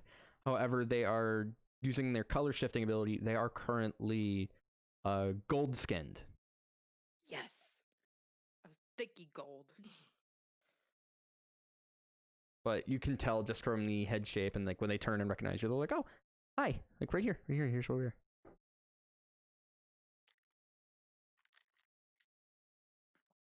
All right. Can you put me down now? I put it down. She's gonna dust herself off and then walk towards what was her name again? Sigil? Sigil. Sigil. I was close. Got the speech ready. I'm sorry for it being a last minute arrival. No, it's fine. It's fine. You made it in time. You made it in time to speak. It's okay. You look to the other side. You actually see that there are three lizard folk in the three chairs across from you. You recognize one of them, Azriel, as Cukes Ziafani, and Ash, you recognize the other one as the president. She's gonna communicate to Azrael again in her mind to be like, do you see that one that kind of looks more presidential? The president, yes. Yeah, she's I'd the one that threatened me. I'd imagine, James, I would be able to do my research in the last 2 days. Yeah. You can, but it's been tough because you constantly see the same names popping up in different positions. Okay. So I don't know exactly who the current president is. You imagine one of those three is probably it, but you're not sure which one. Okay. So Azrael would instead say, you're talking about that. Actually, I shouldn't point. Which one? Which one? Where's the She president is sitting. She is sitting in the middle seat. The same one that you, relative to her side that you are, Ash. Okay. She's sitting in the middle seat. Ah, okay. She's the one that threatened me in the shower, but then didn't have the balls to come out and while we were showering to talk to me. Yeah, you're seeing her for the first time.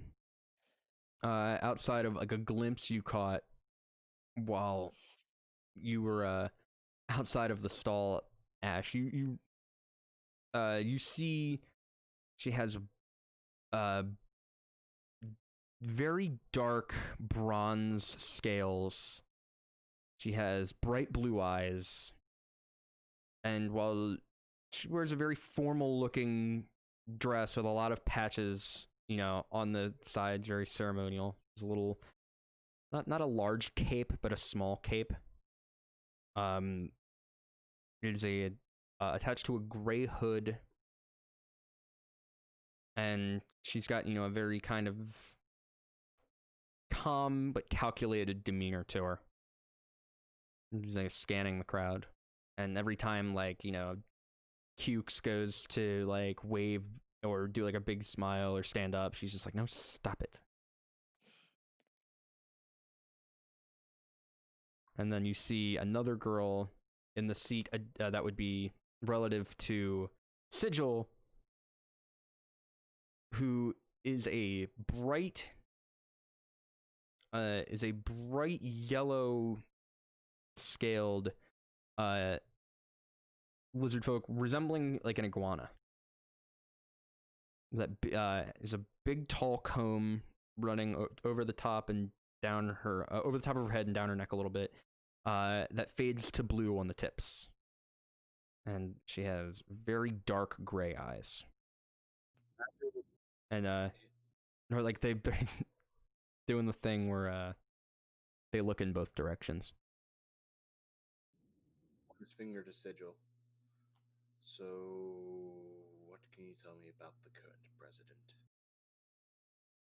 He's she's not nice. I can tell that. I'm using message. You can't hear this. Oh. Okay, I didn't know. He didn't say. In the future, I'd like you to say that beforehand. I did say I pointed. Yeah, but there's pointing and then there's using message. Am I supposed to assume that every time you point at something, you're messaging it? Because that will cause problems later, too. Yeah, okay. Yeah, so I use message on Sigil and say, so, what? And,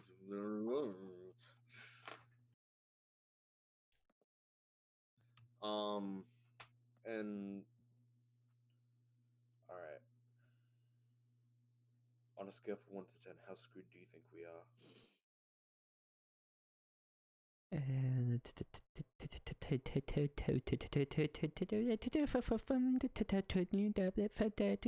4 or 5.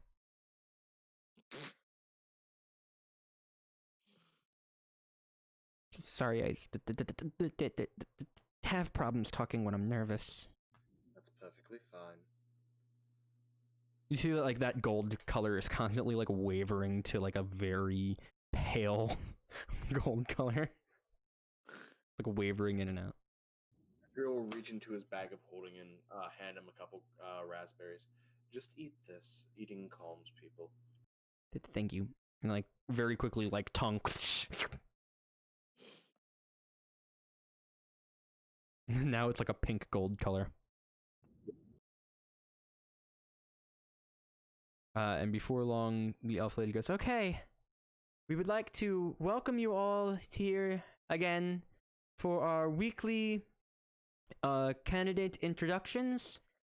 We actually have candidates this week from the Freedom Party. To my left, these will be on the ballot as they their third day will be election day. They are perfectly fine. There is no use for This is and like you see like two demons are like aw.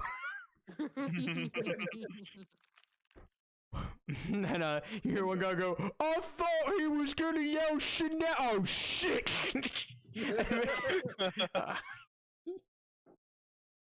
And like as he doesn't even finish, like they just start beating on him. They're like, wait, did somebody yell shenanigans? And then and they're like, that one counts. Like, okay, we're all done beating each other. Let's just cut to the chase. We actually have opposing parties this week. So everybody give a warm Niping welcome to the candidate running for the Freedom Party. And she pulls out, like, looks at the paper on the podium. It's like, Azraeli. Azriel stands up. And like she gestures to you, and like three, they're like four elves are like, yay. And then all the demons are like, and like a bunch of other demons are like, who cares, neat. Like not all of the very clearly, like, you're getting a sense of why Nyrel says just because the demons tend to vote one way doesn't mean you can't win them, because a lot of them just seem kind of like, oh, two parties. Neat. All right, cool, whatever. I don't really care. And then a lot of them are like, boo! You suck! And then like a couple of elves are like, yay, no, give him a chance. This could be cool. And then a lot of the lizards are just like, we go home yet? Azriel is going to lean in towards the crystal and say, ladies and gentlemen. You hear your voice echo across the town. Ladies and gentlemen. Human, demons, and elves alike. My name is Azriel, and I hail from a settlement called Halivara. It's over in the center continent. But that's enough about me. Let me tell you what I can do for you. I will bring tourism. I will allow magic items back again.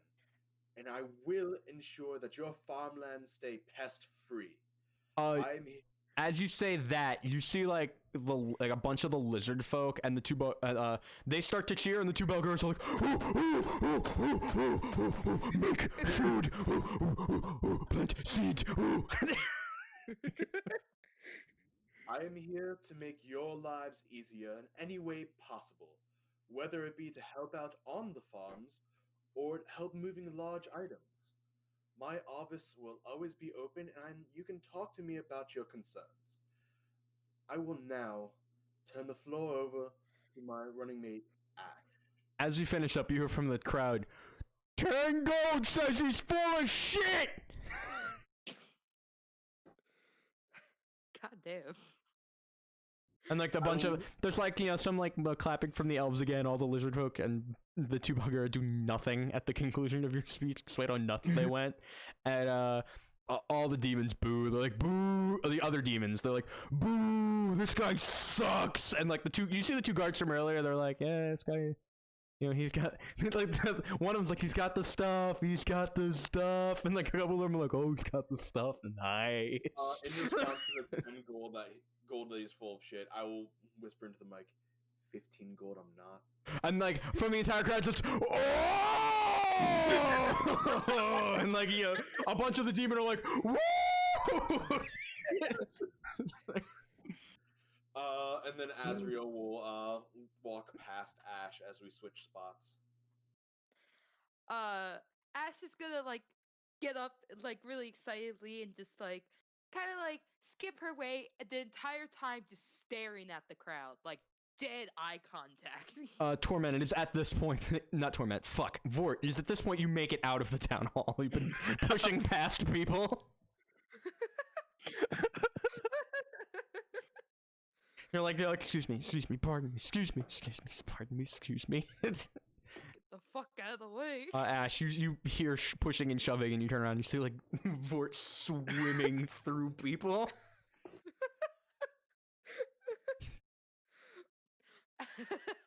Ash is gonna she's gonna smile at everyone and kind of wave with both hands, and then she's gonna walk up to the like Crystal and be like, "Hi everyone, how's everyone's day doing?" And crickets. And finally, like from way in the back, you just hear, "My day's been pretty good." So she's gonna continue to stare like dead eye contact with the crowd, and be like, "Okay, well, I'm glad you guys are having a great day. My name is Ash Cortana. Nice to meet you, everyone. I'm really excited to be here today. And I'm so glad I get to, speak to you. I am here to not only, speak about myself, but also just how great Azrael is, of course. He doesn't only speak so many languages, he's also a really smart professor that has traveled many places. I know because I've been with him. And he knows how to fight, he knows to do all amazing things. And of course, when he knows how to fight, he can help you guys, like get rid of your pest problem.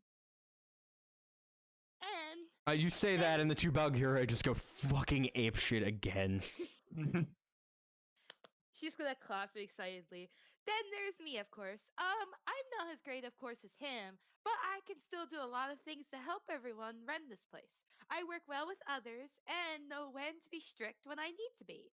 Cause you sometimes need some order in places. But of course, there's always order in chaos. I will make sure that everyone You say that, is and part- and a lot of the demons are like, "Boo!" Then she's gonna be like, but you can't always have order without chaos. Yeah. And like you had the elves roll. The elves were like, "Yeah." Aww.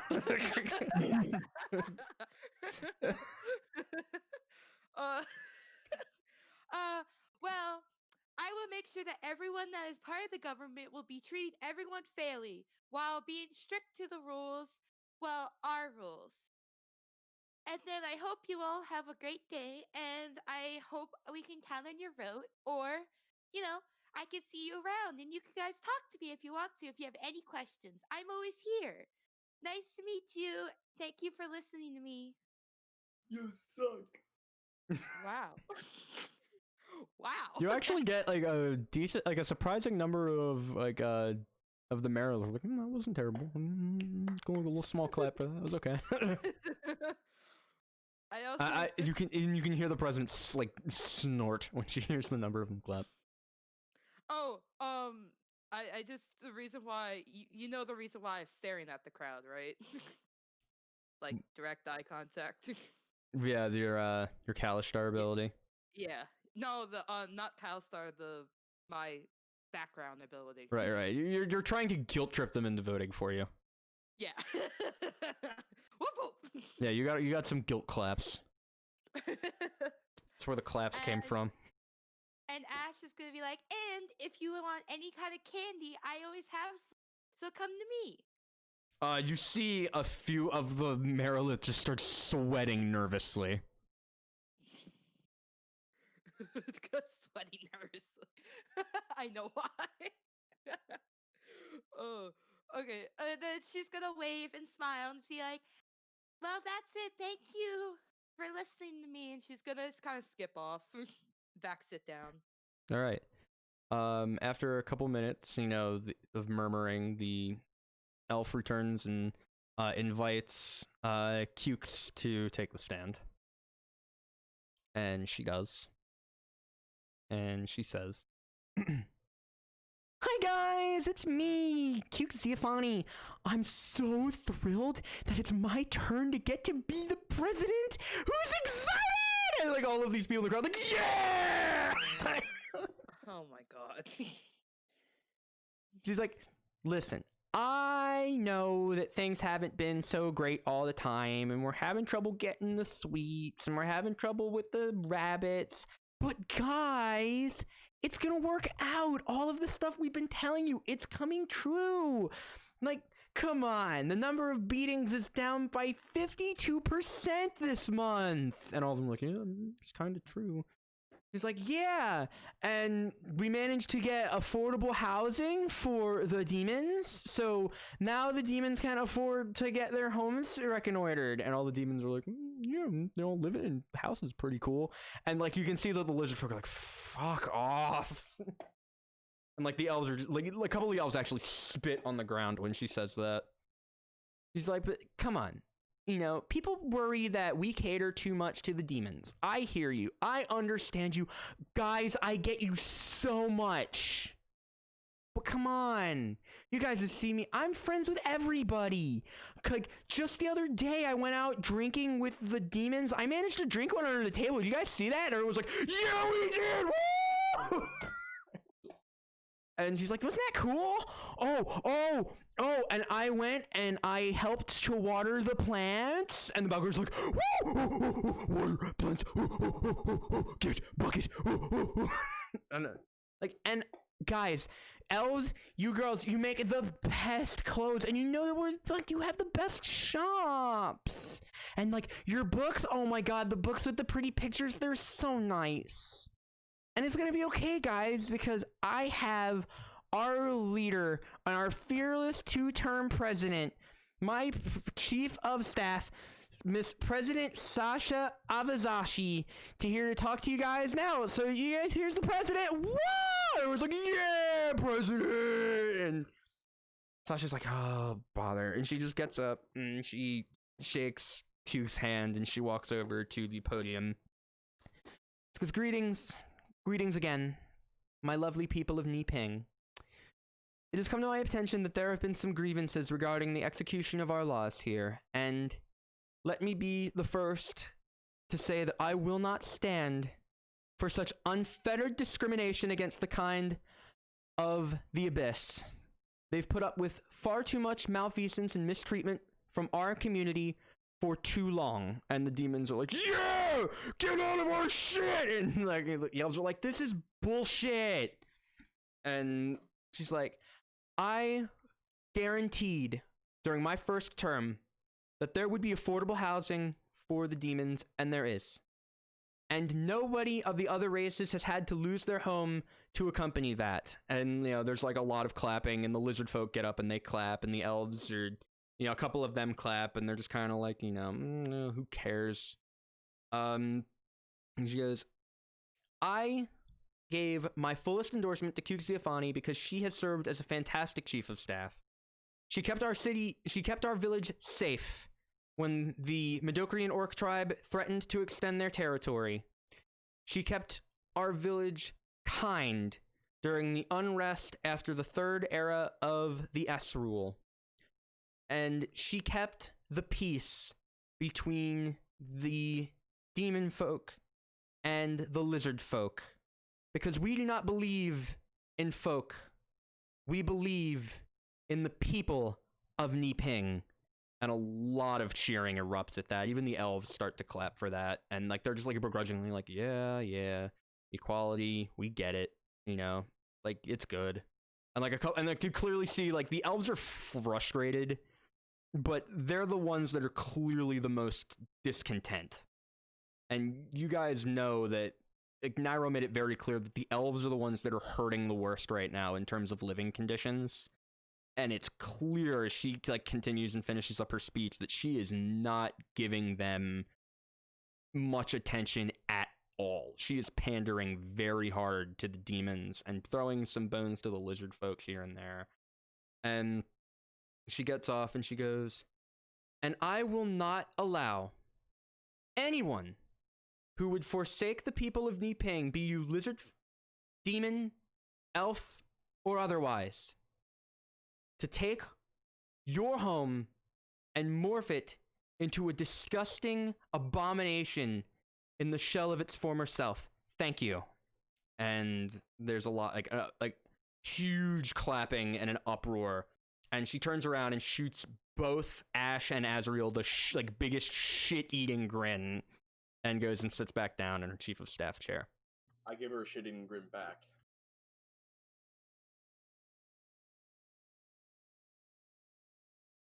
and the elf gets back on the podium and goes, okay, before we let the candidates leave to begin their formal campaigns, we have first impression questions from the speeches, first impressions. And nobody really gets up until, like, right as she's about to announce that it's over, you see one lizard folk get up. And he says, yeah, I got a question. Oh, very, very nice. Okay, to whom? Freedom Party Chief of Staff. And Yeah? the elf turns around and gestures for you, Ash, to come back up to the podium. Ash is gonna skip up and yes. Listen, you've only been in town a couple of days, all right? But it takes somebody blind not to see that fucking mark over your left eye. Anybody else just turning a blind one to her blind one? And like a bunch of like people start like looking around, and a few of the demons actually turn and look at you, and they're now clearly taking a closer look. And she's gonna like kind of scratch her eye, and she's gonna close and be like, "Oh yeah, I want to Well, you know see- how it is a slave can run the free people. well, you see, sir. When I was young, my family was massacred by devils, and I was picked up by one, and he branded me, and now I'm here because I know how. And you can kind of see like slight tears coming down her eyes, and she's gonna say, I know how it feels, how great freedom is. Well, I don't have it much, but I know that it must be great, and I want to give everyone else freedom that I don't have. So I want to help as much as you can. Roll deception. Because Oh, now you've got a no. crowd of demons all studying that mark, and a couple of them, you can see their facial expressions go from neutral to curious to hostile. Okay. Don't fuck up. Just like pray to all gods almighty. Before she rolls that, can I do something? Oh, depends on what you want to do. I want to get up and go up to the podium and say something. Can I? Nope. They're already making their minds up. She's got her go alone.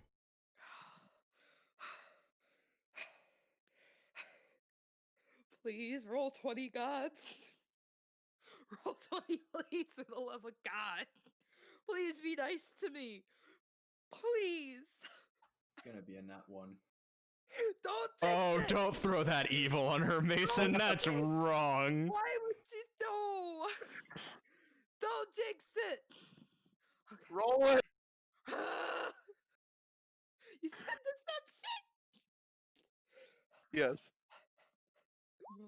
Come on. 22. Oh, big rolls, big rolls. 22. I got 22. Oh. The See, guy- The idea was to jinx it because I said it was gonna be a bad one, and the jinx to that would be a good one. The guy who asks his question nods and sits down, and then one of the demons who was looking over your eye, he gets up to ask a question. Oh my god. Yes. I gotta make sure I get the voice on for this one because he is a demon. There we go. Yes, I have a question for. Voice isn't on. Oh, is it not? No. No, not at all. Oh, let me make sure. I thought I turned it on.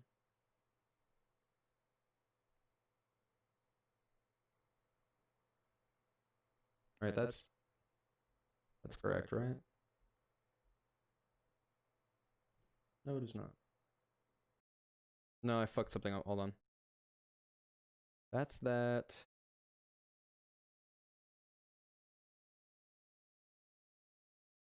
Yeah, I know they didn't hear it, Nathan. Okay. You heard it. No, Nathan, in the chat. No, I got that one right.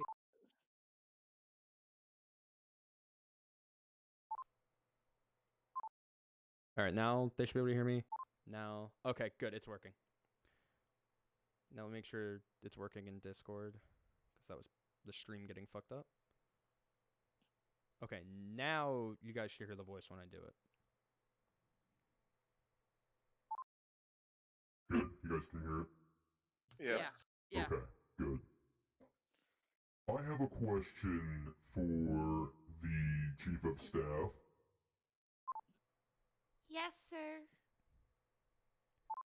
You say a devil was the one that murdered your family. Yeah. Then how did Volganoff, the infernal landlord, the keeper of demon chains, end up being your owner? You just as you said. He owns a lot of stuff. He wants to own as many things as he can. So you're saying he would rather spend devil blood? Are you kidding me? How stupid do you think we are? You're not stupid. Of course not. Roll deception again. God damn it. I'm sorry, this man rolled a nat 20 to perceive your mark. What the fuck?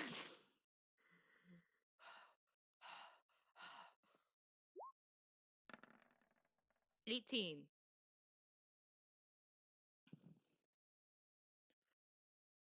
He just sits down.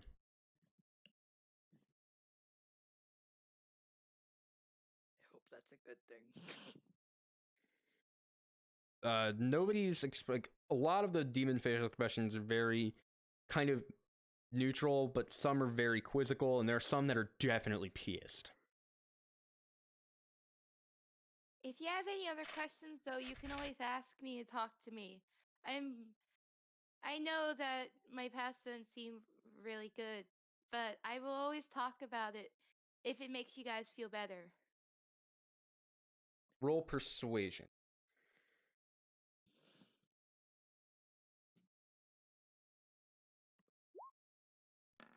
Oh, 5. Oh, all of the nasty looks get nastier, and all of the quizzical looks are damn like, it. that's such a politician's answer. Boo! You know that was a nat 1. Bullshit. What? Bullshit. Oh, bullshit. Yeah, there's a lot of like when you like leave that hanging, Azrael, you're kind of keeping an eye on the president just because you're kind of like, you know, tugging at your collar a bit like, oh god, oh god, oh god, oh god, you know, this is rough, this is not good.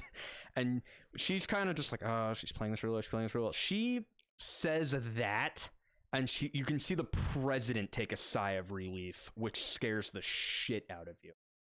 I'm gonna say one last thing, though. I'm gonna Wait, say, hold on. Can I cast a message on Ash? yeah. You can. I cast a message on Ash. Ash, there's something called diminishing returns. Just back down right now. Okay. I got. And she's gonna say, I'm sorry. And she's gonna bow, like, actually, like, full on, like, bow, like, almost that she, like, touches her legs with her head. And say, I'm sorry. I'll sit down now. I'm sorry for angering you guys. And she's Get gonna stare. off the stage! Ooh. But ignore me. But I want you to see what Ash? Azrael could do. No, she did. She's not saying that. She's not. Fine, whatever. I didn't say that in character, but that was me. And she's going to walk off and sit down. Fucking piece of shit. Roll 20. And like finally a couple minutes pass, and then the elf lady goes, okay, if there are no further questions, then we will conclude. I've been made aware that a campaign event for the Freedom Party is currently preparing to take place. That will leave their candidate unavailable until election day. However, I have a question. she turns around and looks back at you. Sure? Azriel will look over towards the current president. How do you plan on taking care of the rabbit problem? She actually you see her put on like the most devilish grin, like, oh, you stupid man. And she gets up and walks to the podium. Our plan to deal with the rabbit problem is concrete, effortless, will put no strain on our farmers, and will not increase taxes. And everybody starts cheering and screaming. She goes, by the end of this election cycle, the rabbit problem will be solved. And everybody starts cheering. She goes, what is yet to be solved is the problem of discrimination against demon kind in our home. That is the long-standing problem that my and your next president, President Ziafani, will address in her administration. And trust me, the solution starts at saying no to a devil's hand-picked president for our people. And everybody starts cheering loudly and wildly. Azriel will stand up and go to the stand. She puts her hand up to stop you, and the elf actually tells you to sit down because it was not your turn for questions.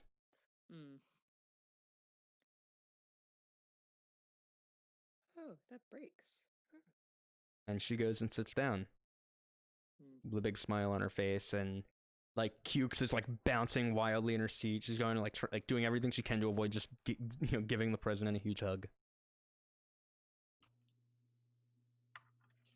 I gesture for me towards the stand. The elf kind of gestures to the crowd to see if anybody has a question for you, and nobody does. I would like to respond to that. She actually says that wasn't a question for you. The debates are happening tomorrow. Will you be here for them? I was aware you may be out of town for them.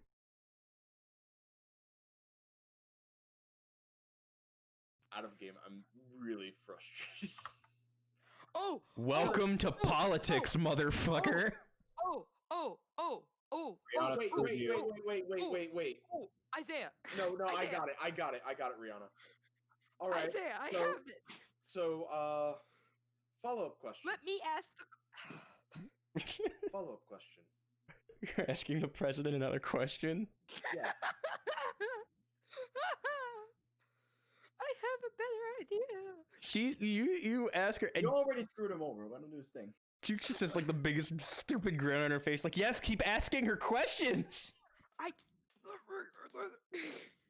And the elf goes, go on. And all the people are starting to get frustrated because they just want to go home. This is the second time they've been told this event was going to end. So, you never answered it. How are you going to deal with the rabbit problem? That is true. And she smiles and she goes back up to the podium and says, folks, what you're seeing is a display of cowardice in my opponent. He's deflecting his own guilt and inability to solve the problems of demonkind as he is a devil-picked president. Deflecting on me. I've already explained my strategy for beating these rabbits, haven't I? And everybody starts cheering. No, you didn't. It's like, we are going to exterminate them. We are going to rejuvenate our crops. We are going to do all of this without increasing taxes. All of this is clear. What isn't clear is why my opponent continues to obsess over a non-issue while they continue to deny the issue at hand, that they are devil-picked in a demon home. And to me, that is disingenuous and disgusting. And I hope that you'll see that reflected in the ballot box this Friday. Thank you. And she goes and sits back down, and everybody is now like actively cheering. They're not stopping. Except for like the elves. The elves see what's going on and they're like, God damn it! Fuck no! Shut the fuck up! They did it. They're ready to bash their heads against the wall. Like they're just like, That is the no. That is the most politician fucking answer I have ever heard in my fucking life. Literally, it's the thing where fucking in debates where like the command, like they'll ask the question and they'll answer everything else but that question. That literally was exactly. I'm so fucking mad at you, James, but I'm also proud of you. Isaiah, I'm gonna say this, if I were you, I would just. I'm backing down. I'm fucking. I'm jumping off this railroad, Isaiah James. said, I'm going to be there for the damn debate. We're going. I'm gonna say this is something I'd normally say at Bo Show. I'll tell you guys this. Isaiah, back when I was first starting to write this campaign, says, "Can I run? Like, when is the election cycle happening in Halivara?" I tell him, he's like, "Can I run for president?" And I was like, I think I'll like, not work out that well because it'll take a while. And he's like, "Yeah, but at some point, I wrote this arc, and I'm like, all right, if you want to run for president, so bad, but understand that I have to write your opponent." I knew I should have. I spent a lot of time working on this trio. I knew I should have covered my mark. God, why, Ash? Why are you so proud of it? At this point, because the crowd is starting to get excitable, and like you see like some demons turn around and heckling the elves because they're not cheering. The elf on the stage is like, "Okay, we're done. Everybody can go back to their homes. We will see everybody at the debate tomorrow night." And Oliver is like, "Aw, yay!" And they all just like leave, and the elf like takes a deep breath, and she just like gets off the stage, and the Cukes gets up, and she walks over to you, Azriel, to shake your hand. I shake her hand back. This is gonna be fun. May the best lizard win. We're not lizards. Exactly. And she gets off the stage.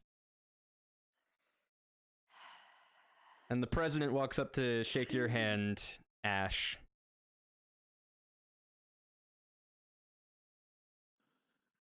Ash is gonna shake her hand and be like, "Oh, I'm so sad I wasn't able to see you naked in the shower. Why didn't you show me?" Because I didn't want you to feel sorry for yourself. And she gets off the stage. You don't have anything. She does not hear you. So mad that you didn't have any questions for me either.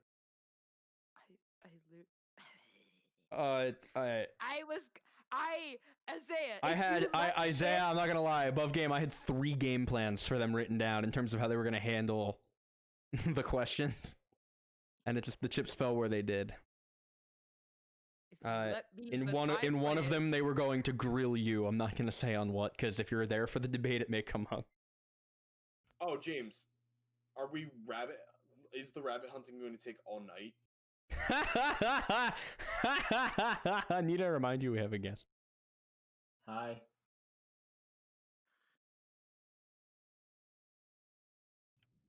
So, some hours pass. You guys are staying in the room. Torment has been completely removed. Actually, like while like they're cleaning up, you actually see a Marilith and the 2 elves with the like elder elf like guiding them, dragging like a feral Torment towards the fucking tent. And like he's just screaming and trying to claw at them. We're in the room. You are back in the room, however. Torment is not there. Azriel is in the corner, pissed.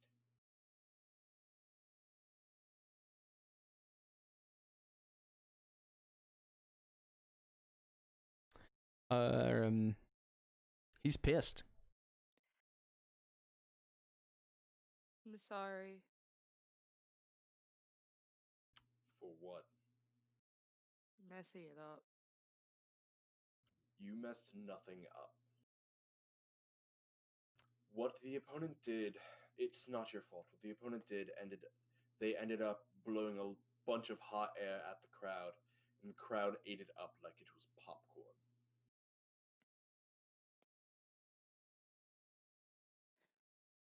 I should have covered it. I was Yep. just always told not to, so I never thought about it. Your mark is nothing to be ashamed of. I'm not ashamed of it, just the stupid fucking demons don't like it because they're scared of him. Because he's so great and mighty and the best ever, and they're. Ash almost. Like, you can see a dark look in her eye. And they're not. I understand your disdain. Is there any way that I could talk to him? Volkanov? Yes. I mean, you probably could, but I don't know if he would want to. I'll ask him. In both of your minds, you hear, "Funny you should ask." And then the floor collapses below you both. Vort, you just see the two of them fall through the floor, and then the floor get replaced. Okay. Ford will Ash just is turn the his same. head and will not give a shit. Ash is saying "we" as she does this normal all the time. Yeah, you're just falling for a while, Azrael. Azrael. Woo! And like you're just plummeting through the hells. Yeah, And yet, Ash is just doing flips. yeah, Rihanna, if you look at Azrael, he gets a gleam in his eye and a big grin. As she's doing flips, he's like, make sure to don't touch anything. You cannot touch anything in his office. And before I'll long, you are consider both dropped in the middle of Volgernot's office. Can I make an acrobatics check to try to land on my feet? You can. Ash doesn't care. That's a 22. You do a superhero landing. But like you like properly flex your inside knee so that you won't put all the pressure on it because you're like, haha, a normal superhero landing is dumb, but I'm flexible. Watch as I don't destroy my tendons. Hello. Ash just flops. Yeah, Ash just Family Guy falls out of the air. Fall down the stairs, animation. She doesn't really care. But We she just meet gets up. again. Yes. Yes, we do. Thank you for agreeing to my meeting. Your meeting. Yes, we'll call it that for your sake. Oh well, we'll start with the less fun thing first. What do you want? I want advice. On what? On how to cut that bitch down. Yeah, I want to do it. I want to do it. Can we cut her tendons so she can't walk? Not physically. Oh. See, can't you see, like looking right at you as you're like, I love the passion. It's the approach that needs work. The bitch you refer to, you're talking about Sasha Avazashi. The one that was in the shower with me and insulted you. Yes, I know the one. Well, it'll be difficult. You need to find people of influence who are perhaps not the strongest in their convictions. People who are willing to listen to people who might not necessarily be most deserving. People who can be easily swayed. I'm sure that you may have realized that there were people in that crowd cheering for you both. To say you have no chance is foolish. To get discouraged after that performance is justifiable, but not encouraged. If you want to win, it's going to take work. It's going to take your ability to advertise your actions as what is best for those people, be that the truth or not. I have a plan. I just want to hear your thoughts on it. There's if you were listening in, which obviously you're talking about it, so you were, rabbit problem. I may have heard of such a rabbit problem. We're going out tonight to deal with it. are Now- you now? Now, because I'm going out to deal with it, I don't know if I'm going to make it back tomorrow for the debate. So I'd like to ask a favor of you. Oh, really? Yes. Be careful. You see, like, I- the eyes glow a little bit, and like, he leans forward and says, "Go on."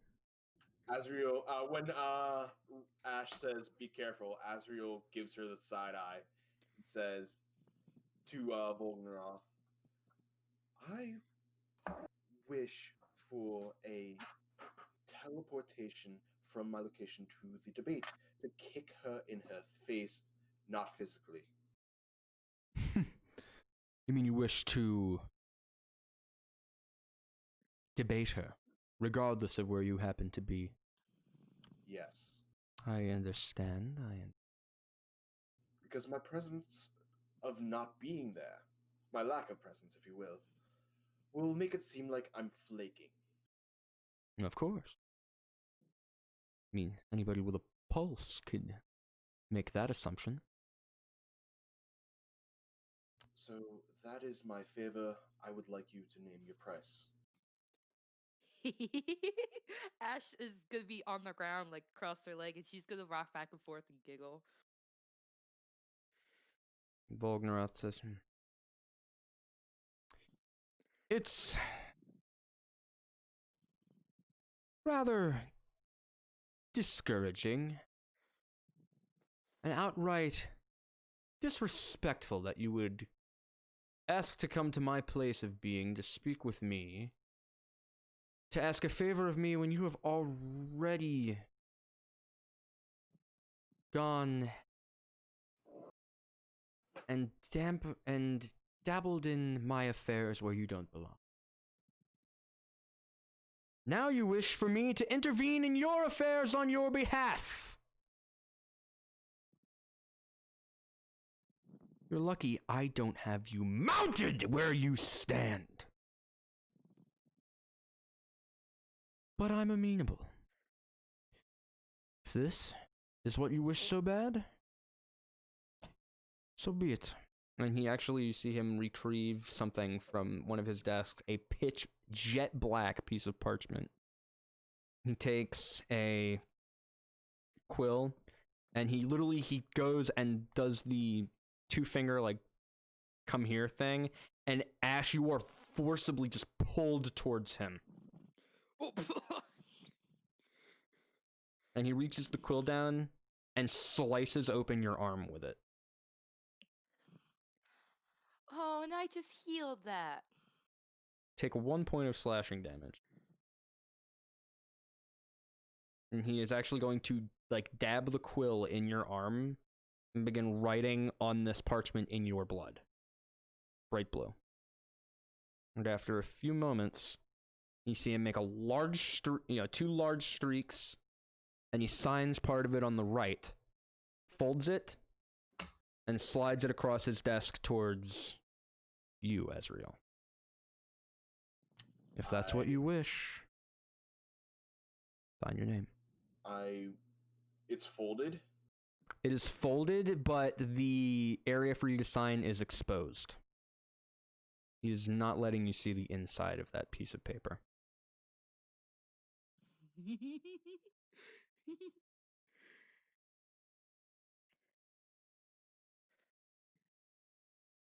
Mm-hmm.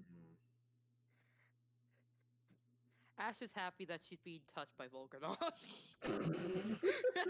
Yeah, you're like through the moon. You're like, he touched me. He took my blood. That was inside me. He like super touched me. She's like, oh my god. She's like fangirling. Like, He's like,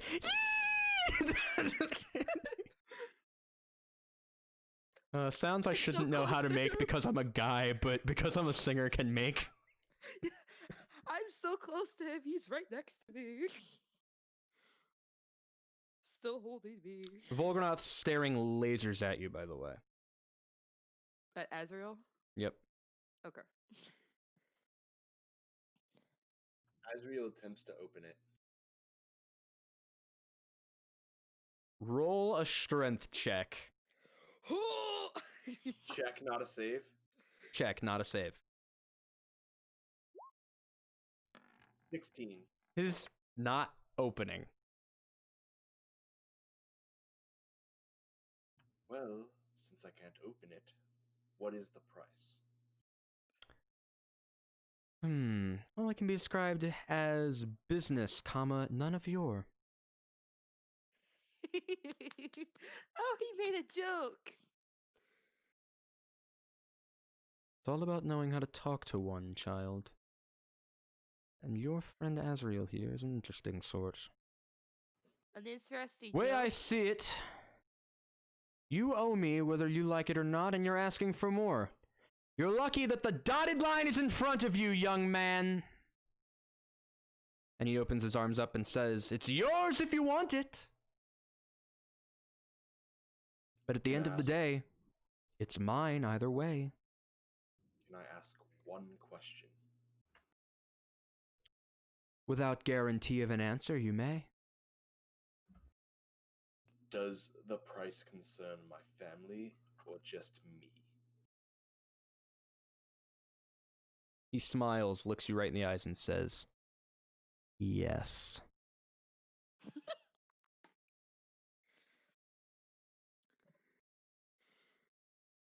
Azriel looks around the room. Roll perception.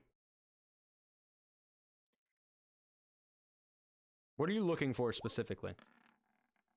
I'm just looking around the room, generally.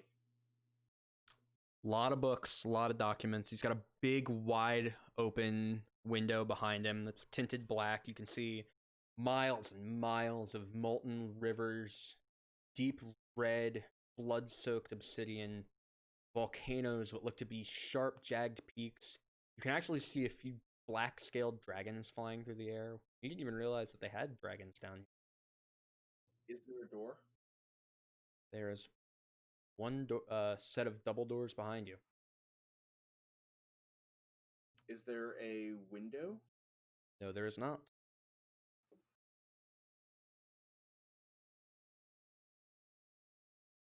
One sec, double checking something.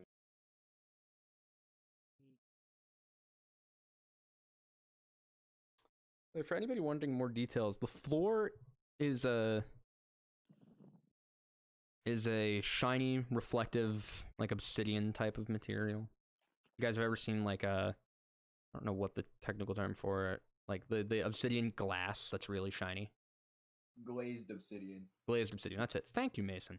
That is the floor. And it's like carved into tile. It's really nice. Floor. Yeah, Volgnaroth is a stylish motherfucker. He's got like this deep red trim that's like dark crimson. You know, he's very clearly matched the color scheme of the room to the area out of his window. He's got some. He actually has a few trophies like on the wall, like 2 dragon heads. He's got also quite sassy with business, and I like that. Oh yeah, this man. Oh, he is. This man takes home field advantage to a whole new level. He's a 5-man. I may have made a fool of myself out there on that stage today, but I am not an idiot. I'm not signing a contract when I don't know the price. I did.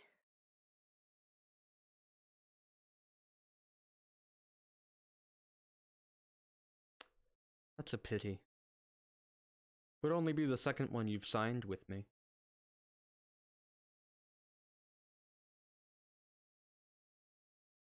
Second? He holds up his hand, and your note appears in his hand. The one that you wrote when you blasted William. Hurry. And he crumples it up in his hand and opens his hand, and it's gone.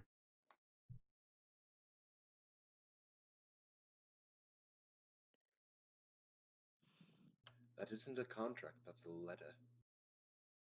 And he smiles and goes,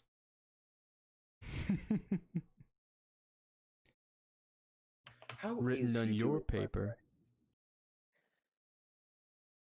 He goes, that's interesting. You should bring that up. And he actually lifts his hand. You know, he raises his hands, and the top of his desk starts to levitate. And inside is a baby red fairy dragon.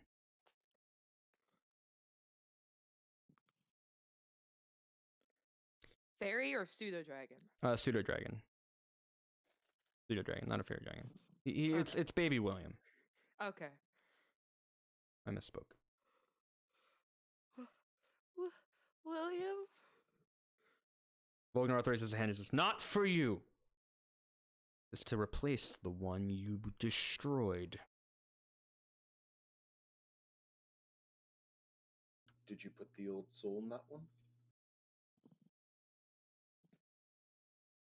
He ignores you and lowers the top of the desk. And then looks you back in the eyes.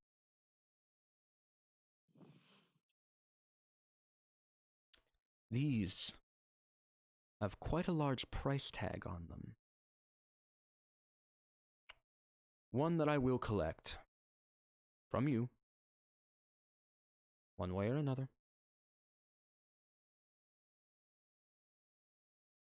And he snaps, and a paper airplane flies to you, and it is the letter you wrote to Volganoff. Me? Yep. The one that I shoved in Drury. Yep. When you exploded him. Yep. Yes, I remember writing this. It goes good. Then you should know what it says.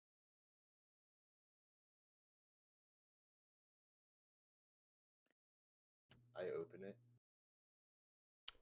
What you wrote is there, and something in your handwriting was added to it. What does it say? To compensate for your losses to compensate for your losses, avoiding the extent of my eternal damnation, I hereby offer you one of my most privileged treasures. Yours to the extent, yours to be used in the duration that your own property is repaired. Upon such a time, it will be returned to me in a condition of your choice. Signed, Azriel. Signed, Volgranoth.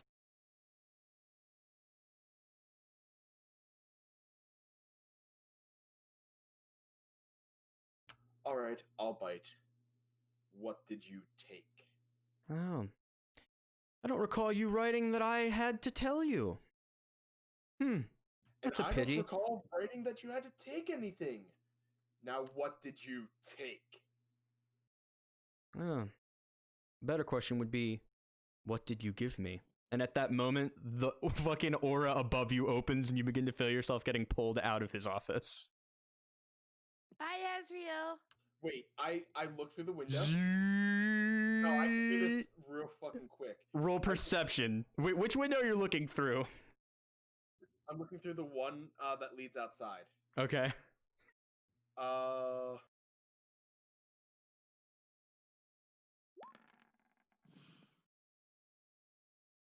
That's a 13. You see lava and rocks and mountains and volcanoes and lava and rocks and I see devils. a ground outside the window. You see what looks like a sea of molten lava, but you don't see the ground, like anything that you could determine like a height from.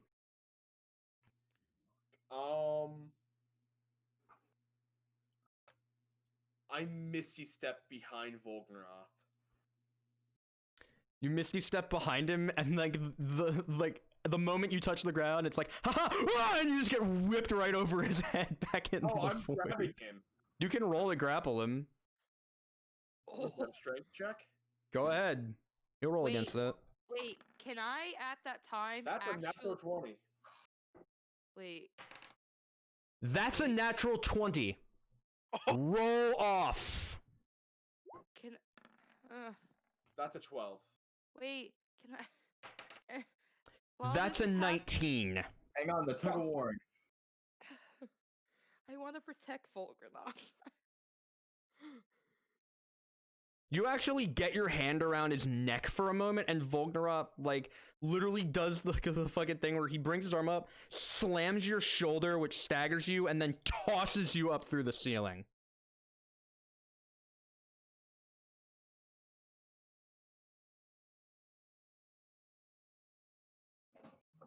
And before you know it, Vort, you watch the void open up, and both of them just get spat back into the room. Wait, I also was? God damn it, I wanted to talk to him. I thought it was just Azrael. No, you both Yeah, were.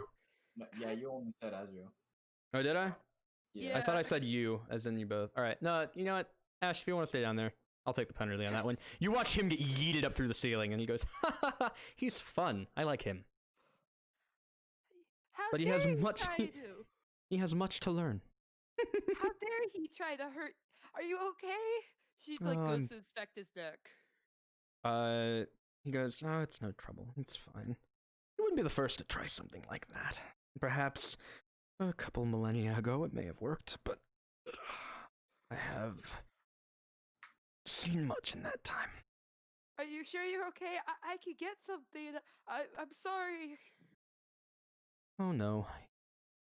It's fine. But I'm sorry for ever saying bad things about you. I had to deceive them. He turns and he looks at you and goes, I know. And I know that was difficult for you. And like, you know, he's got like a stern expression on his face, and then he kind of, you know, takes a deep breath and goes, ah. Because he sees how like emotional you're getting. He's like, what is it with fucking warlocks and you all being so difficult? Fine. I'll take the bastard's advice. And he extends a hand to you. She looks at it. She's like, do I take it? And he like gestures his finger, and your hand is pulled into his hand. She starts crying. He goes, you did what you had to do. There will be times where you must deny me. There are times you will say that you hate me. I alone will know if that is sincere. Believe me. I could never hate you. Exactly. And for what you were asked to do, you performed admirably. I'm sorry I didn't deceive well. I should have been better. You're right. And I am expecting better of you in the future. What can I do against her? I'm not good. I usually just kill the people. I never talked with them. He looks, and for a moment, I'm gonna roll something for him real quick. Odds or evens? Odd. That's a shame. He goes,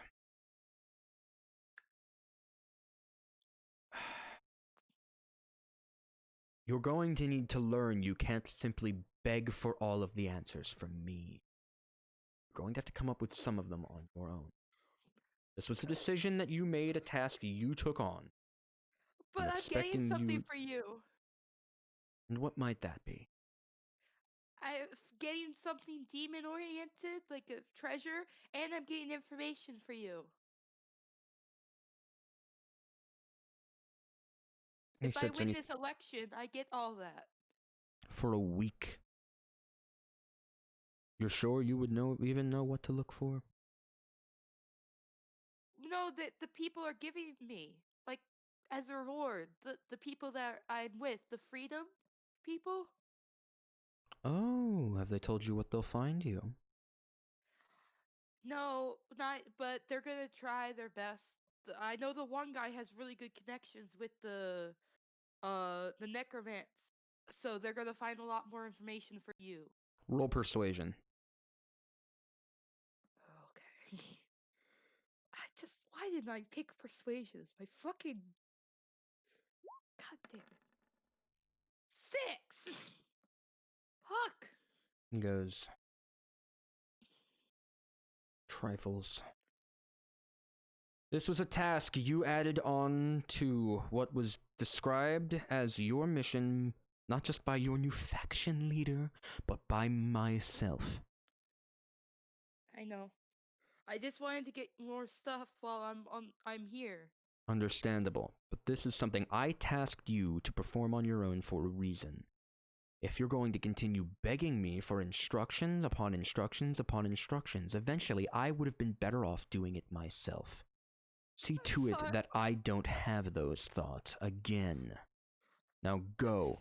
I'm sure your friend is currently beating a pillow until it cries. I'm I have sorry, work please to don't be mad do. at me. Please don't be mad at me. I'm sorry. He puts his hand on your shoulder. You mortals and your fragility. If I am truly angry with you, as I've done before, I will let you know.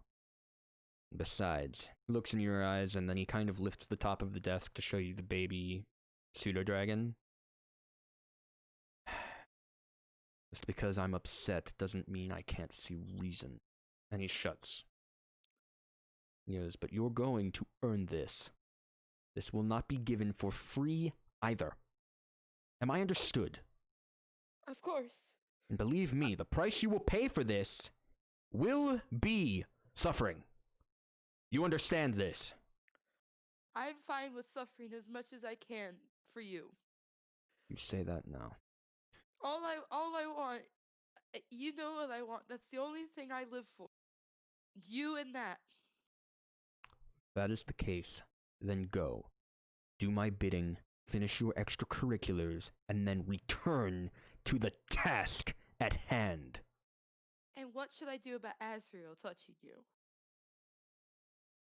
Believe me, if I didn't want him to come close and fail, he wouldn't have.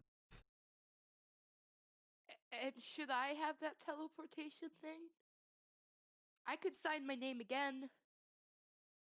That was a don't deal I know was what else you willing could to take. make with him. If you wish for it, I can take something from you as well.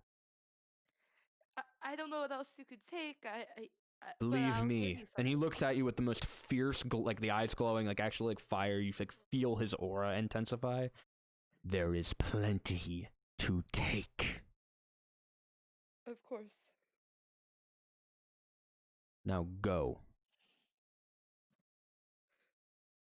Okay. Thank you, and thank you for the handshake. Believe this is where the mortals would say you're welcome, except I don't feel much like welcoming you. I feel like shooing you.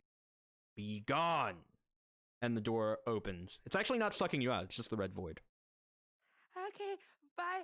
She's actually smiling slightly and actually giddy, even though she's slightly terrified. And she's going to like back out as she's waving and go through the void. Vort, you see Azrael first come popping out of the floor. And he lands Can I hard roll- on his face on the hard Oh, I floor. was about to say, can I roll acrobatics? You can roll acrobatics.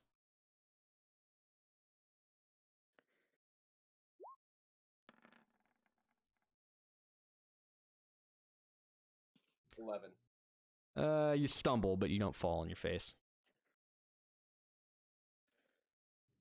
In the time that Ash is still talking to Volgnaroth, Asriel's gonna be like, I'm gonna fucking kill him. If he touch either of their hairs, and he's gonna raise his arm and hit the wall with a firebolt.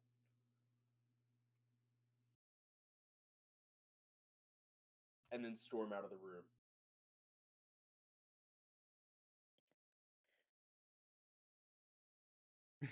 Vort's just like, what? And then a few minutes later, Ash literally walks up out of the floor vertically and takes like a step onto the floor. Oh, hi, Ford. Now, visibly confused. I love that Caw had to sit there and just listen to all Caw and Mason. Caw, Mason, and chat. Everybody's just kind of a little more fucked. Yes, vertical woman. Vertical one. By Ford, the way, Vort, it's been hours. Yeah, I'm aware. Oh, by the way, is the wall flammable? Is the wall made of wood? Wait, in Volgnar's others or the fucking No. beds? The one that I just teleported into and hit the wall with a firebolt. Oh, yeah, it's on fire. Okay. It's burning currently. Good. Vort, there's a burning wall in front of you. It's not like, a raging fire, but it is very on fire.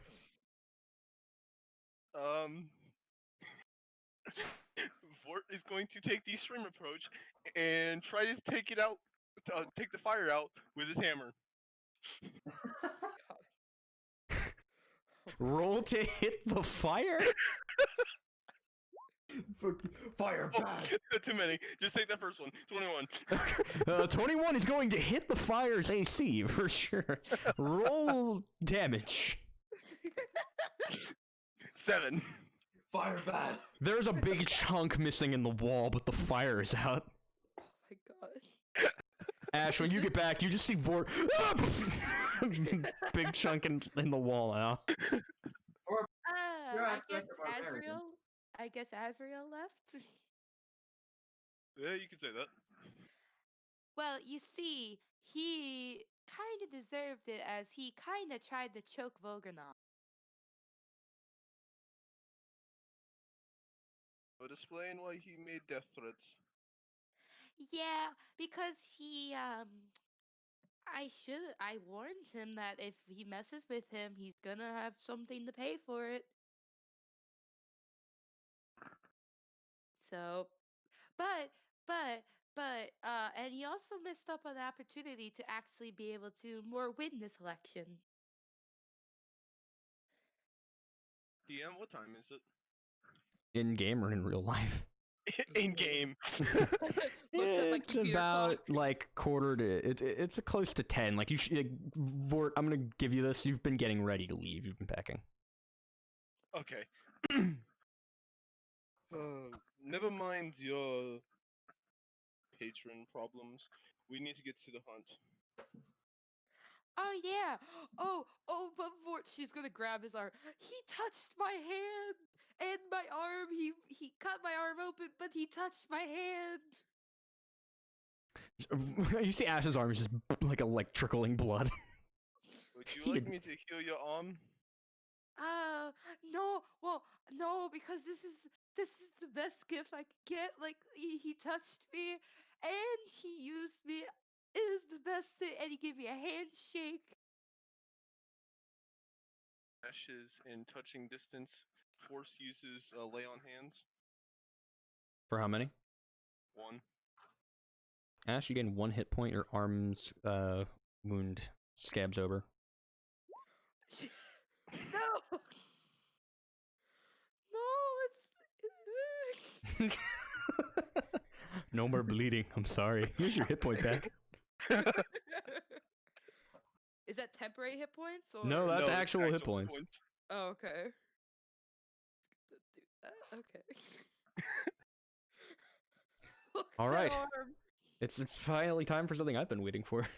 It's time for the hunt. The hunt? Some time passes, and eventually you guys, minus Torment, because when you guys go to check on him, he is just go on. Azrael isn't there either. Azrael left. I sent you a PM of where he's going. Oh, it didn't come through on my Discord. Let me look again. Okay, so you guys go to the meeting place. When you get there, neither Azrael nor Torment are there. I suspect Torment not to be here as he is ill, but where's Azrael? Meanwhile, at Town Hall! It is late. A lot of people have gone home. Azrael, and you're marching in the front door. Azrael looks towards the counter. There's a Merilith there who's like half asleep. I'm returning to go look at a book. I will be back out in 10. Okay. And then Azrael goes back over towards the room that they were in. Your door is shut. Is it locked? Yup. Azrael lays down on the ground in front of it to look underneath it. Roll perception with disadvantage because Tiny saw the door. The higher number's a 6. Can I see any spot on the floor in the room? You really can't. It's not well lit at all. It's very dark. So I get not a single spot. You know, I'll be nice and I'll give you a tiny spot right on the other side of the door. Misty step into the room. All right, you're in the room. I'll give it to you. You're in the room. I'm looking for the book that Plataris brought in earlier. It's on your desk. Very dark though. Like your room is very dark. You can make out the silhouette, but you couldn't read it. Are there lanterns in the room? Yes, there are. I will cast Firebolt onto the lantern. It's lit, and half of the candle and half of the oil is just gone. As it's like. I'm sorry for the ear rape that was, chat. I was trying to avoid it direct, like, airflow. I can show you your rape. Please And don't. No. And Azriel. Man, suddenly fucking Burrock's not feeling that good. Welcome to D&D, where the DM can will hold that against you. What? Canon will remember that. Fuck, I'll do it. So I'm going to read up on Holivara and the quote-unquote crater that is there. Yeah, so it's weird. Roll knowledge history with disadvantage.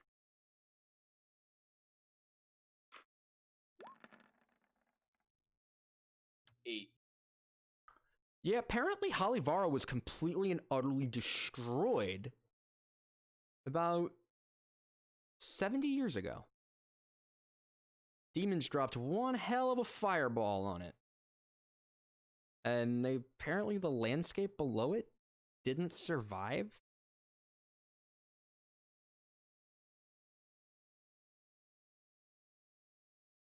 All right. Azriel opens the door and leaves the room.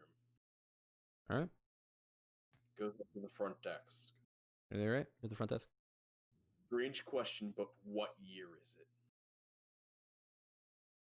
Meryl's like, what are you asking me? What year is it? 1500. Stupid fuck.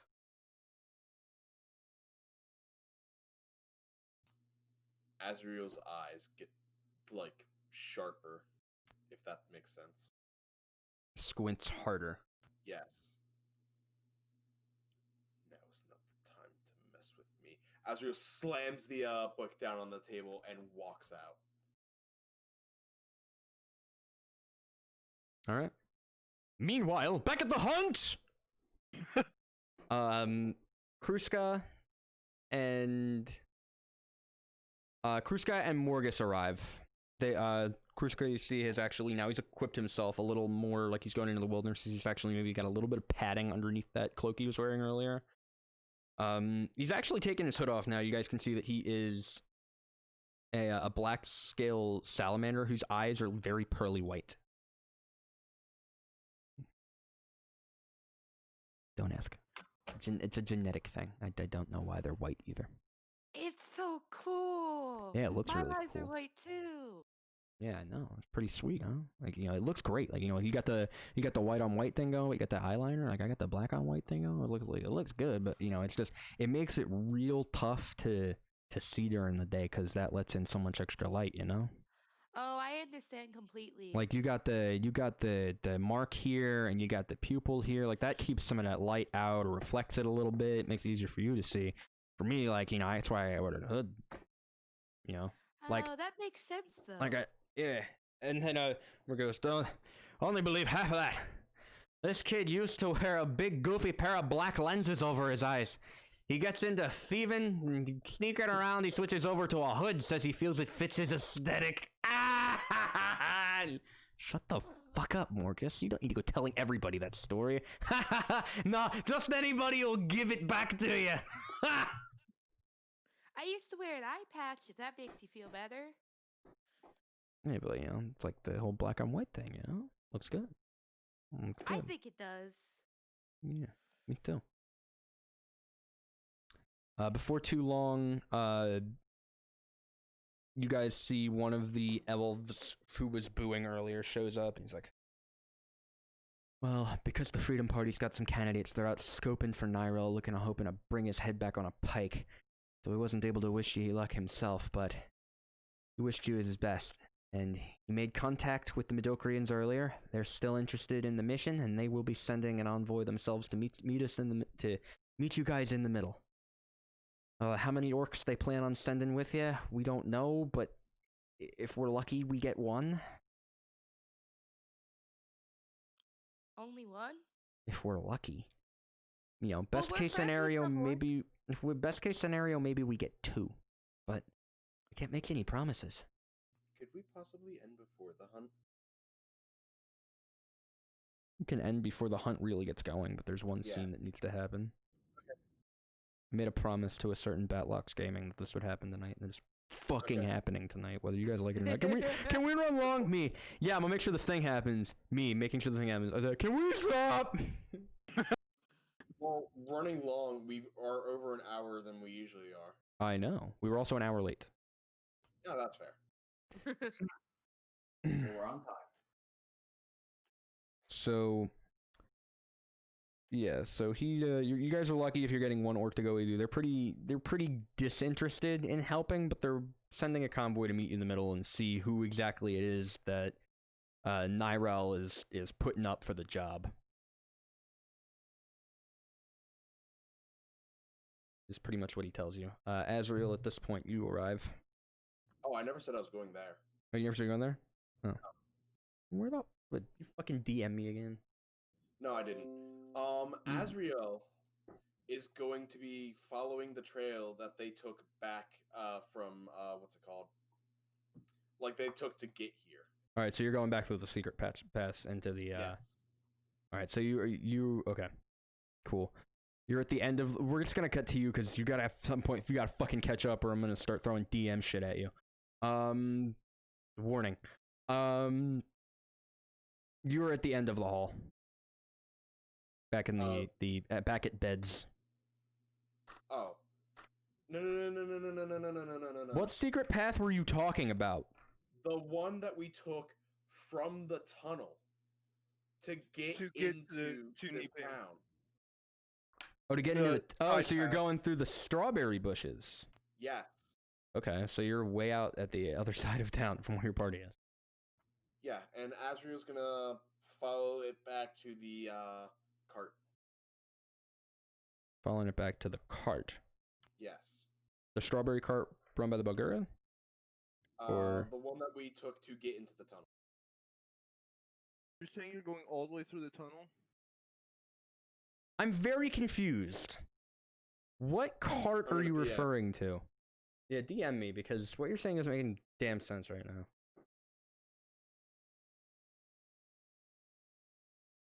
Jeopardy theme plays in the background softly. Oh, okay. I got you. So, all right. So, yikes. Yeah. All right. So, back at the hunt, you guys wait for like an hour, and then finally they're like, "All right, he's late. He's gonna have to follow the trail if he's coming at all. We gotta go, or the orcs don't like us when we're late."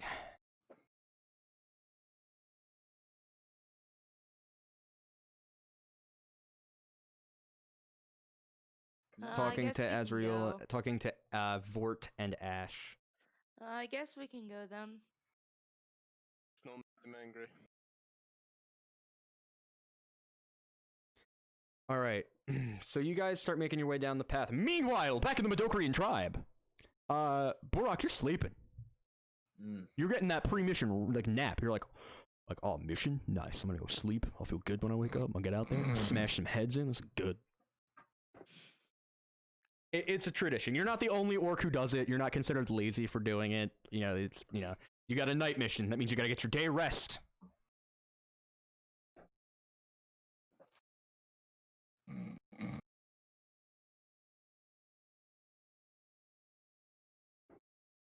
Before long, you just hear,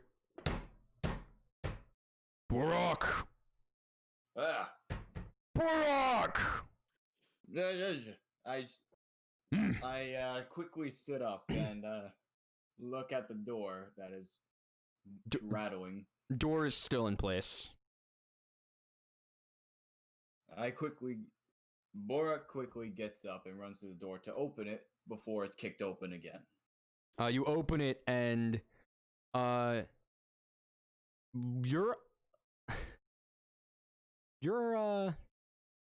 who this orc be to you? Your old hunting mentor is at the door. His name is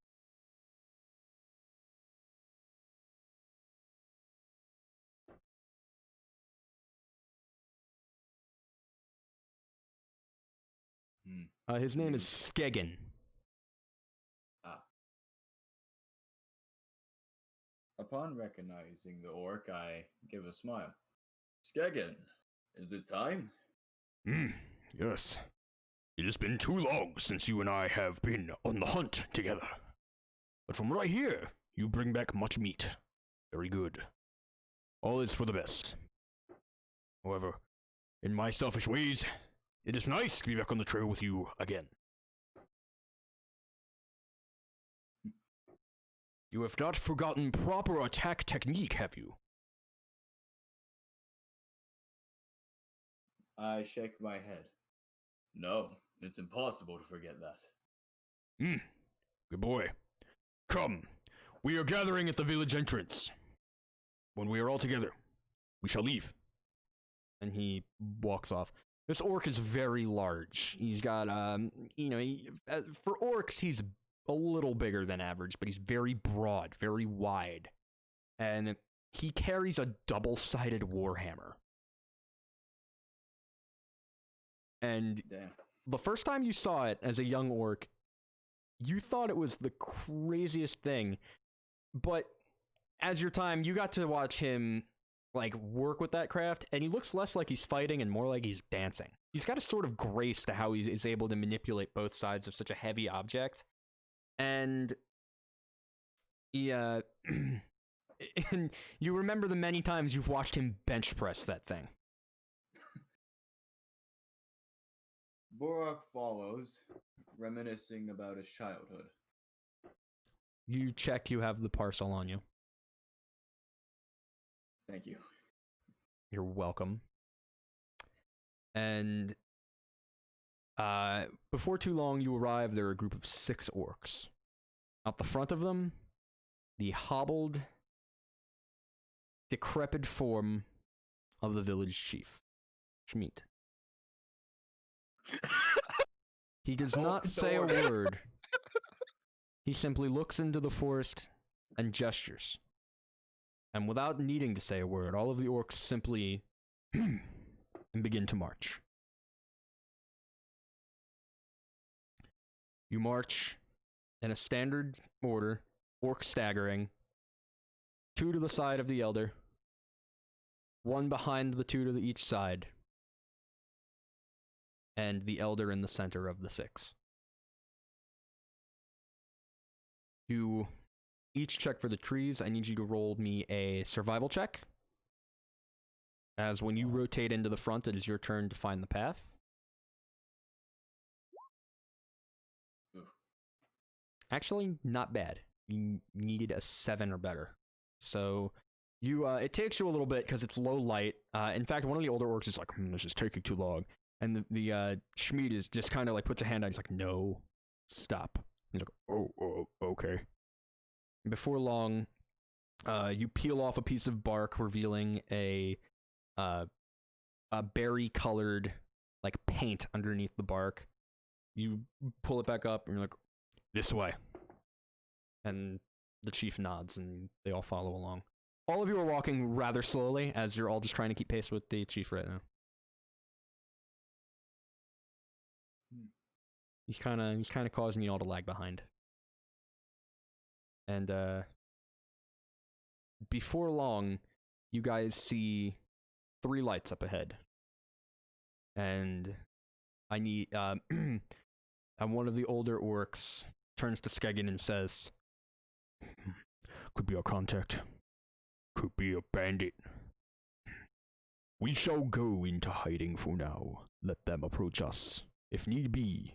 And then Skeggen turns to you and the rest of you orcs says, if need be, we show them how orky the Madokrians are! And I'm gonna need you to roll me a stealth check. You can roll it with advantage since this is your home turf. This is gonna be fun to watch. So Mason at the top. Oh wait, he might not have the setting on. Oh, I see it. Okay. I believe I told him to turn it on, so it should be okay. 19! Alright, you find like a big bush that matches your dark green skin tone, and you're like, perfect. And you go right in. Vort, you are currently holding a lantern. You've got, to your side, you have, oh god, Morgus.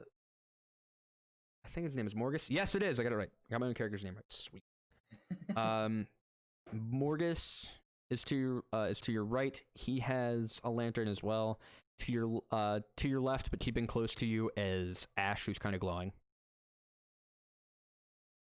Like a lot of light reflecting off of her. And Yeah. you guys have sent Kruska out ahead to scout.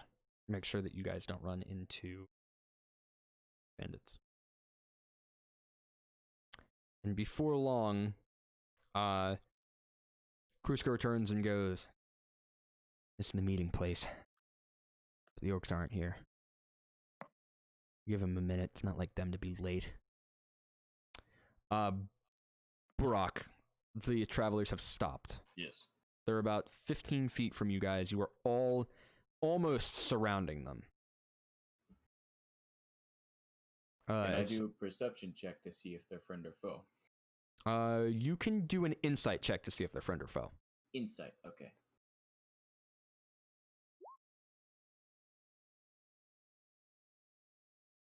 Okay. 16.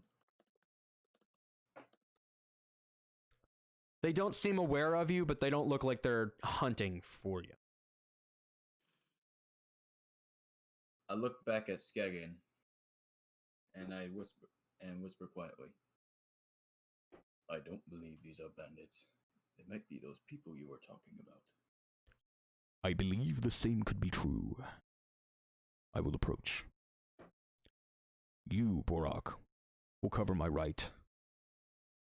You, Gassan, will cover my left. And another orc's like, and he pulls out a spiked great club.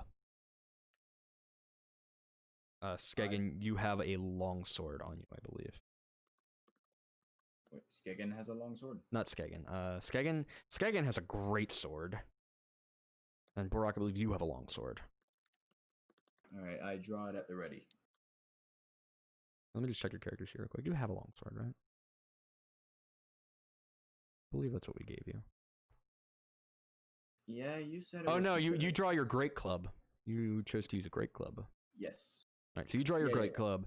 The other guy's a spiked great club. Which you think is tacky. You don't need the extra spikes. That's just a sign that he's not as orky as you. And your leader has a stolen greatsword. Has like the mark of like the crest of a noble house he clearly stole from somebody he murdered, or looted from somebody he murdered. He approaches. Morgus is the first to see this orc coming in. He goes, it's all right. We're from the Calimbres. You would be... I am called the mighty Skeggen of the Madokrians. We agreed on this meeting place. Yes, we did. I won't lie. We expected more of you. At this point, I'm blanking on all my characters' names right now. Kruska is going to drop from a tree, the tree that he was in, and he reveals himself.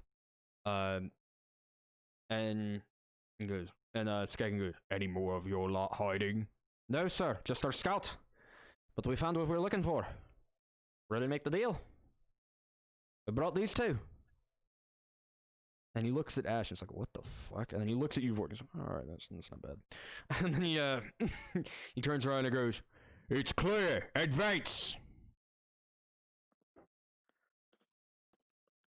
And the other orcs begin to, you guys start, Ash, Vort, you guys see, like, out of nowhere, like, these bushes shift and a bunch of, like, orcs, you couldn't tell they were there, just start shifting out of the foliage. Hey, they're doing the bush thing again. They did that with the rocks last time. And you guys actually see, like a mound of dirt, like, shifts and, like, shakes, and then it is, like, there's a little hobbly, like, elderly orc with a little walking stick. And he just, like, slowly starts hobbling towards you. Slowly. It takes him a couple minutes to get over to you. Borak, you are out as well, and you're behind the chief, who is walking towards these newcomers. I lower my sword from a ready position and eye the party. At such time, Skagen turns and says, I present to you the chief of the Medokrian tribe, Schmeat, the mighty slayer himself. And this hobbled orc, barely, like, he could, like, his eyes crack open. And he takes, like, a couple steps up to you, Ash. He leans in real close, like he is, like, 9 inches from his face, and you can smell, like, the not shower that has been building up on this guy. He smells like old person and, like, sewer rat at the same time. Oh my god. And he just...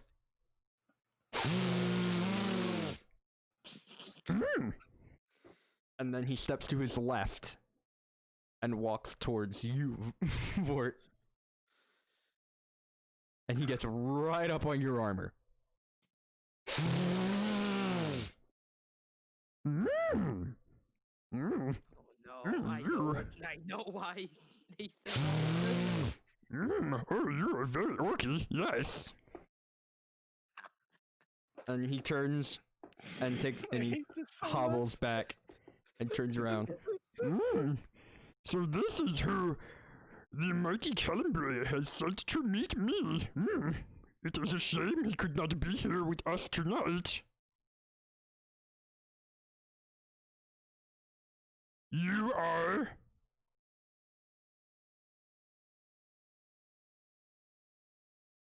Who is he talking to? He's talking to either of you, whichever one will Oh. speak. Oh, hey, I'm Ash. Ash, and Vort, you, Ash, you smell of dead people and fish. And you, Vort, you have the smell of the mountain. Is your family of the mountain? Yes, actually. I have fought many people of the mountain. You are very strong.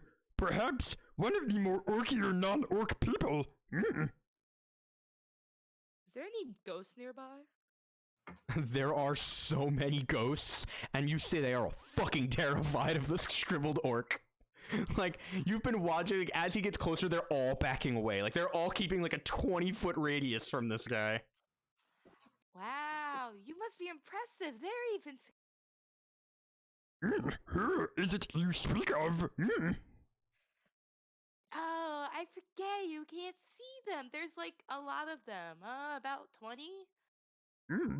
This is a riddle. I like riddles. 20 birds? You're funny. No. Yes, I have been told I am very funny. Oh no, it's the ghosts around you. You probably murdered them, so they're probably scared of you. I have killed many in this forest. Yeah, they're all scared of you. Oh, guys, it's okay. He can't hurt you when you're dead. I wouldn't be so sure of that, he says, like, looking in random directions, and all the ghosts, like, they're like, oh, I guess you're right. No, I don't believe you. Oh, come on, guys. You can be my friend and you can stick with me. I was told 4 people would be going with us. Yeah. Are you the 4 people going with the orcs? One of our party members, he has fallen very ill. The other one has. We got a little He's scuffle. angry right now. He doesn't want to be part of this, I guess. That is a shame.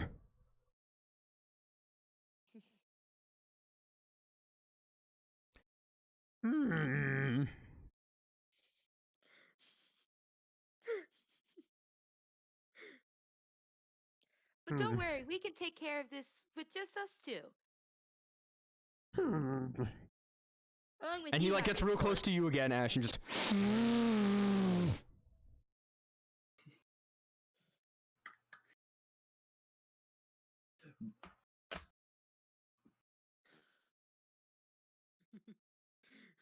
Burak stares with confusion why Schmidt is smelling them like that.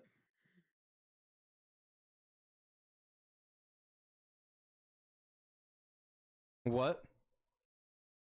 Burak stares with confusion why Schmidt is smelling Roll them knowledge like that. history with advantage, because you've seen him do this before. Okay. Advantage.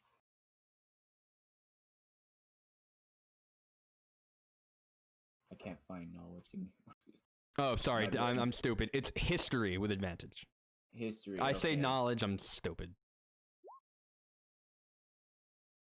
Hmm. You've seen him do this, so you have no fucking idea. It's a weird thing that he does.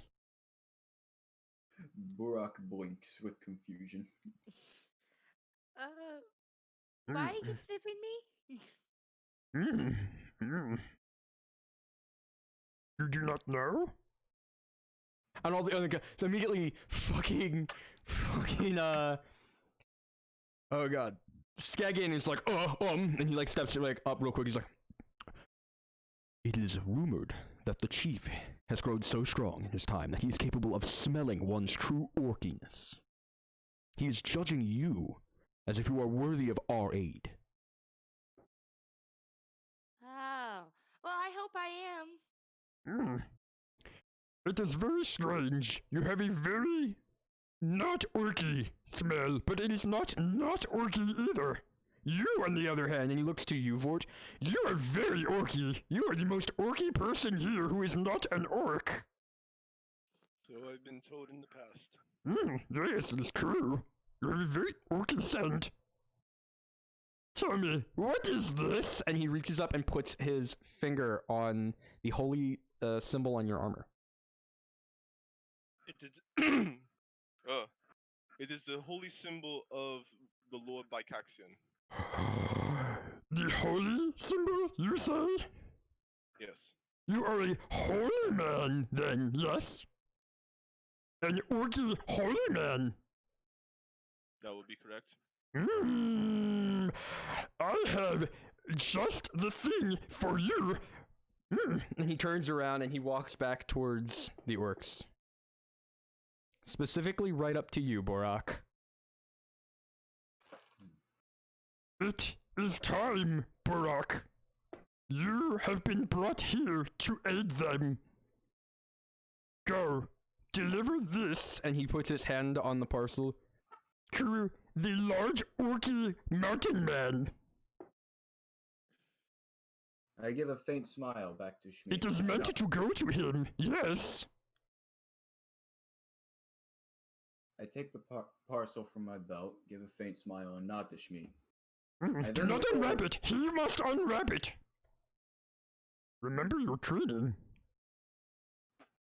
I look Schmidt in the eyes. Yes, I understand. Very good. Let us go together. And he turns and he starts hobbling back. I walk to Vort at the same pace that Schmidt is walking. Minutes later, the chief has made it back with Borak. Sitting here like, It has become made aware to me that one of my orcs is meant to go along with you. He has been longing to see more of the jungle and of the greater world. However, he must start in the correct scope. This task of defeating the harvest-killing beasts will give him an opportunity to interact with non-orc folk in a new way, as well as allow him to finish his first test of patience training by delivering the parcel to the holy man. Yes!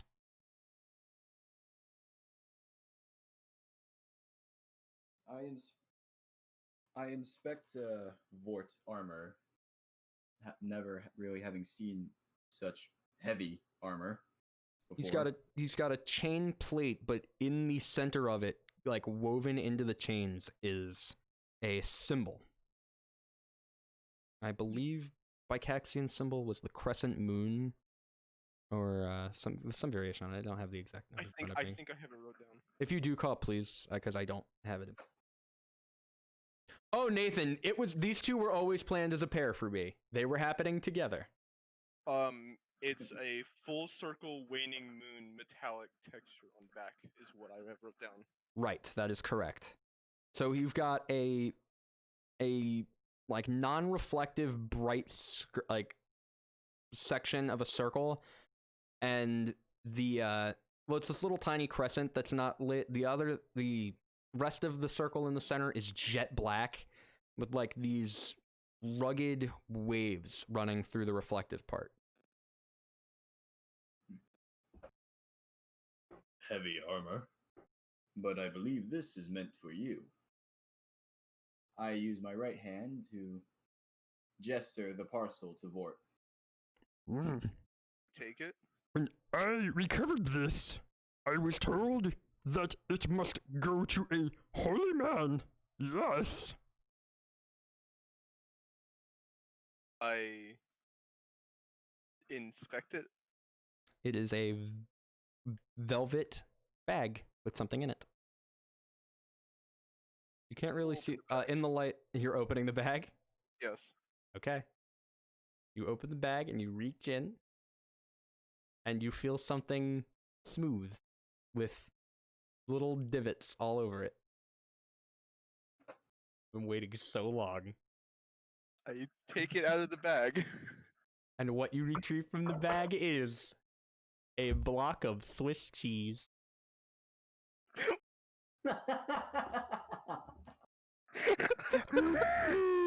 The holiest food for the holiest man.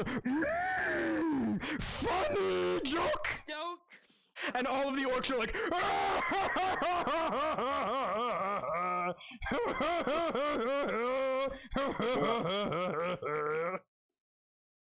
Burak laughs with the others, not being able to contain himself. Genuinely confused. To be honest with you, I would have eaten it long ago, but I cannot eat it. We do not know what it does. We figured a holy man might know what to do with holy food. Holy food, you say? Yes, it has many holes.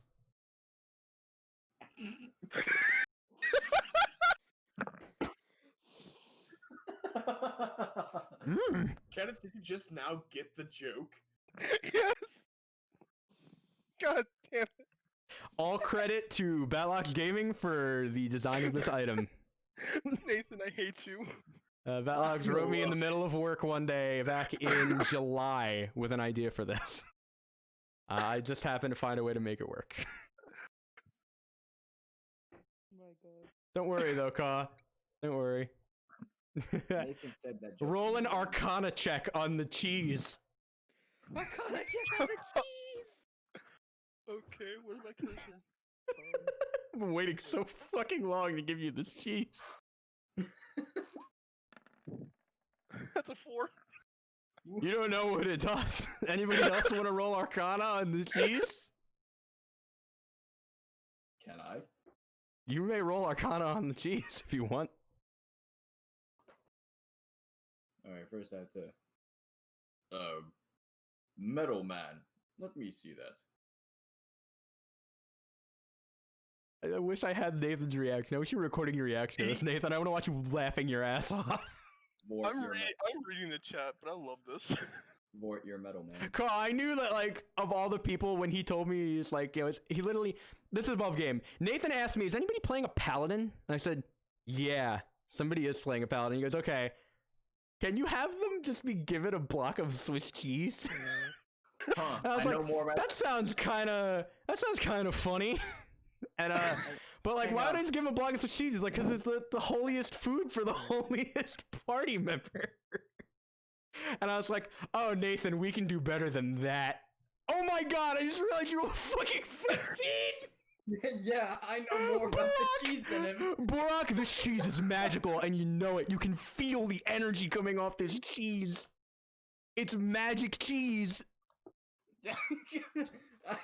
I look up at Vort and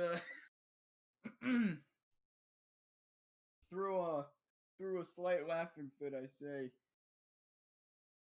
as ridiculous as this might sound, you might want to hold on to it. Don't eat it. No, I tried to eat it once. What happened? I need to actually roll.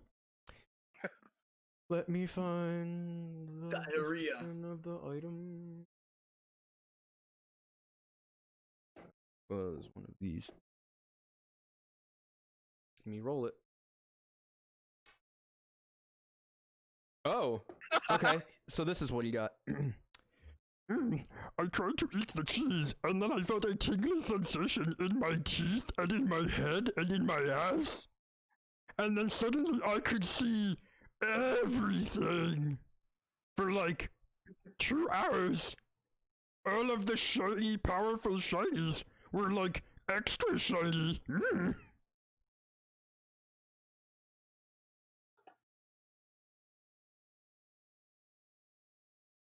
Burak looks at Schmeat with mild concern. Barak, you should not eat the cheese unless you want to see crazy shit. And I did not even eat the cheese. Big is this block of cheese? It's about the size of a football. God. What This- a cheese. Big cheese. I look back at Vort. Don't eat the cheese. The fact, I'm just gonna say, can I just say, the fact that I know more about the fucking cheese than a paladin. Don't mind me. Just let me know what those are for. Probably should have done the GM roll for that.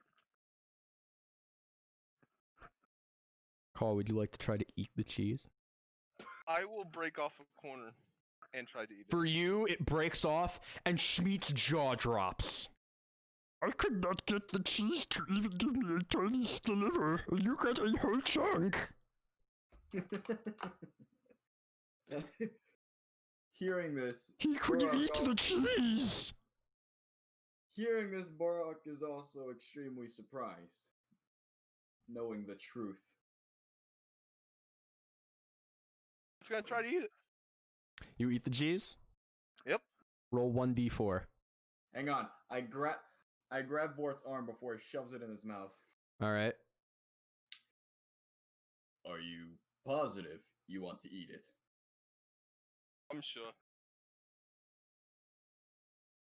Borak, let's go of Vort's arm. Roll 1d4. 3. Okay. Oh no, he probably got the worst one. No, he didn't. No, he didn't. There's one that is worse, and he did not get it. Suddenly, a thick, slimy substance begins to shoot out of all of Vort's pores, covering him in a thick grease. Borak burst out in laughter at the sight. And all the orcs are like, ah, slimy, ah! And Schmidt is like, Burak laughs at the greasy metal man. Something about putting hair on one's chest. Ash is just cheese have concerned. you given me? I do not know. It is special cheese. I'll have to show this to Asriel. He'll be interested. Anybody like to roll Arcane to figure out what the fuck just happened? I do. Yeah, I do. I will. Just kidding. We You're could all roll. Let's see who gets the highest. You're allowed. You are all allowed to roll Arcane to see what the fuck just happened. 12? God damn it! Not me. Fuck. Ah. 12, 11, 8. All right. Of those three, are any of you trained in Arcana? No. Me? You're trained in Arcana, Ash. Somewhat, Right. yeah. You have a +2. Okay. You know what this is. What is it? You just Oh, watched she Vort does cast. she does not have the Arcana proficiency. Then you wouldn't know. That's a shame. Mm. So you guys don't get to know what happened. Damn it. God damn it. Carl, you're just covered in slime. Yeah, but I say we just get to witness a greasy metal man. Fuck did it go? The fuck? Well, there's my You're eraser. gonna have to succeed on some Arcana for me to give you some information. So Can you I said roll that... again? What? Shabash. Sorry. So you said that you saw bright light when you ate a piece. I did, coming from all sorts of trinkets we had stolen. This was very shiny. And he pulls out a sword.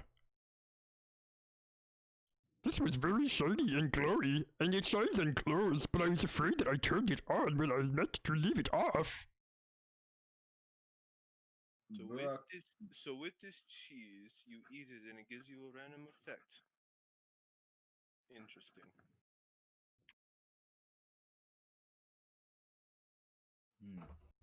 Burak turns to look at the sword Schmidt pulled out. Schmied has actually brought with him one of his Thunderblades. Oh my.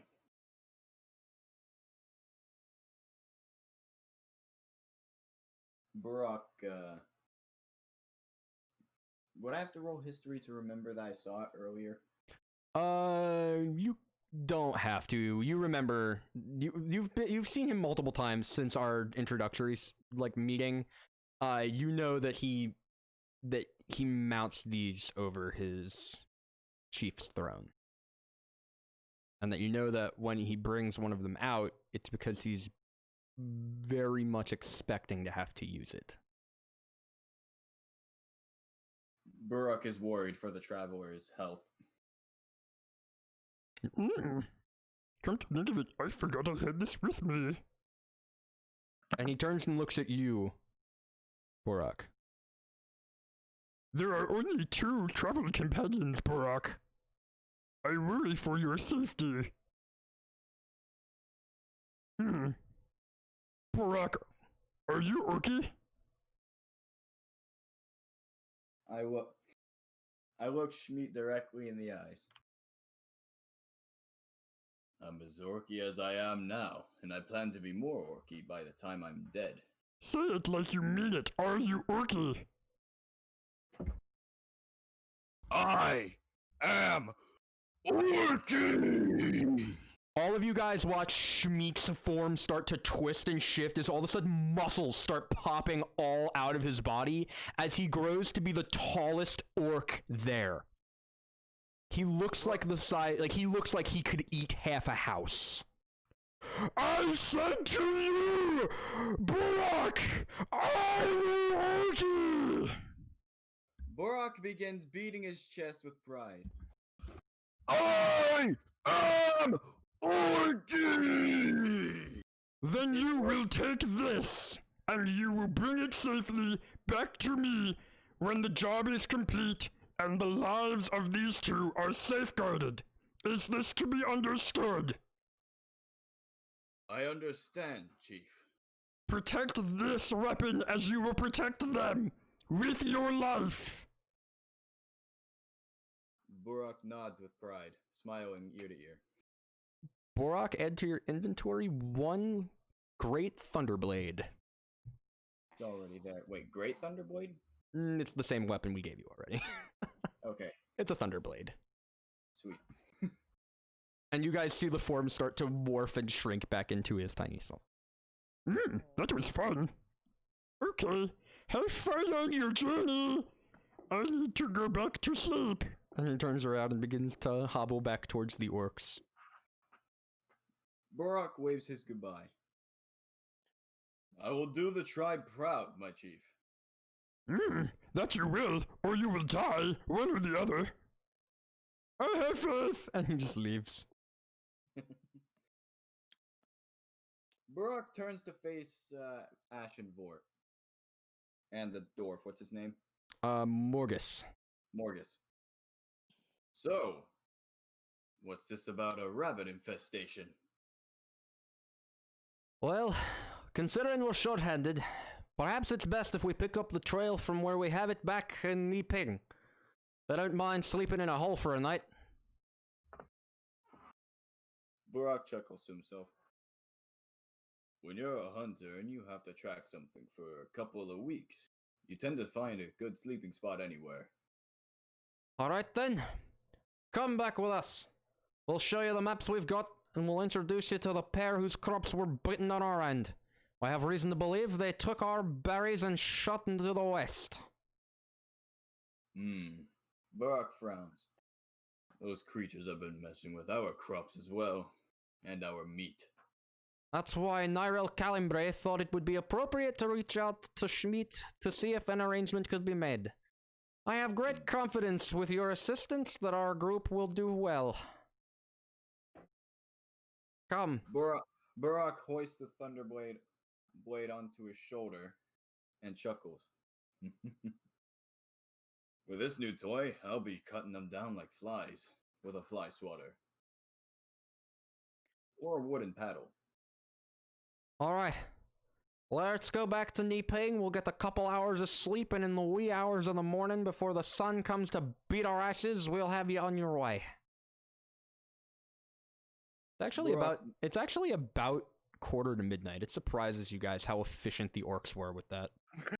Because, like, they timed it around the fact that Schmidt hobbles.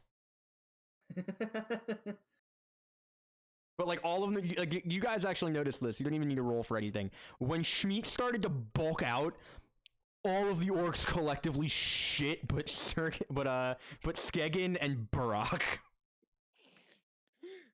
We knew the truth. Like, it was like, it's like if you've seen that fucking, like, Pro ZD video, it's like, this is my ass-kicking outfit, bitch! Hang on, have y'all seen Dragon Ball Z where Roshi just becomes super fucking buff? Oh yeah. Yeah. That's what I imagine. Hey, Mason, guess who's going on the reference board? Because that is exactly what I took. Schmidt's transformation sequence is based on Master Roshi. Huh. Congratulations, Mason. You're on the board. Well done. Borak eyes Vort's hammer. How many skulls did you crush? And after you give me that, what's the biggest one? I think I've only killed 3 with it. Where did I get that Irish come from? So far, I've only killed 3. The biggest one so far has been a giant spider. Borak shakes his head. Shame it wasn't more. Must have not had it for long, given your stature. I've been mostly kept up in a temple my life. Delcor frowned. No, Delcor. Delcor, oh no. Delcor's like, season 2? Oh! Hey, I know that's not his voice, Mason, but they don't get to hear it for you. Alright. Borak frowns. What a shame.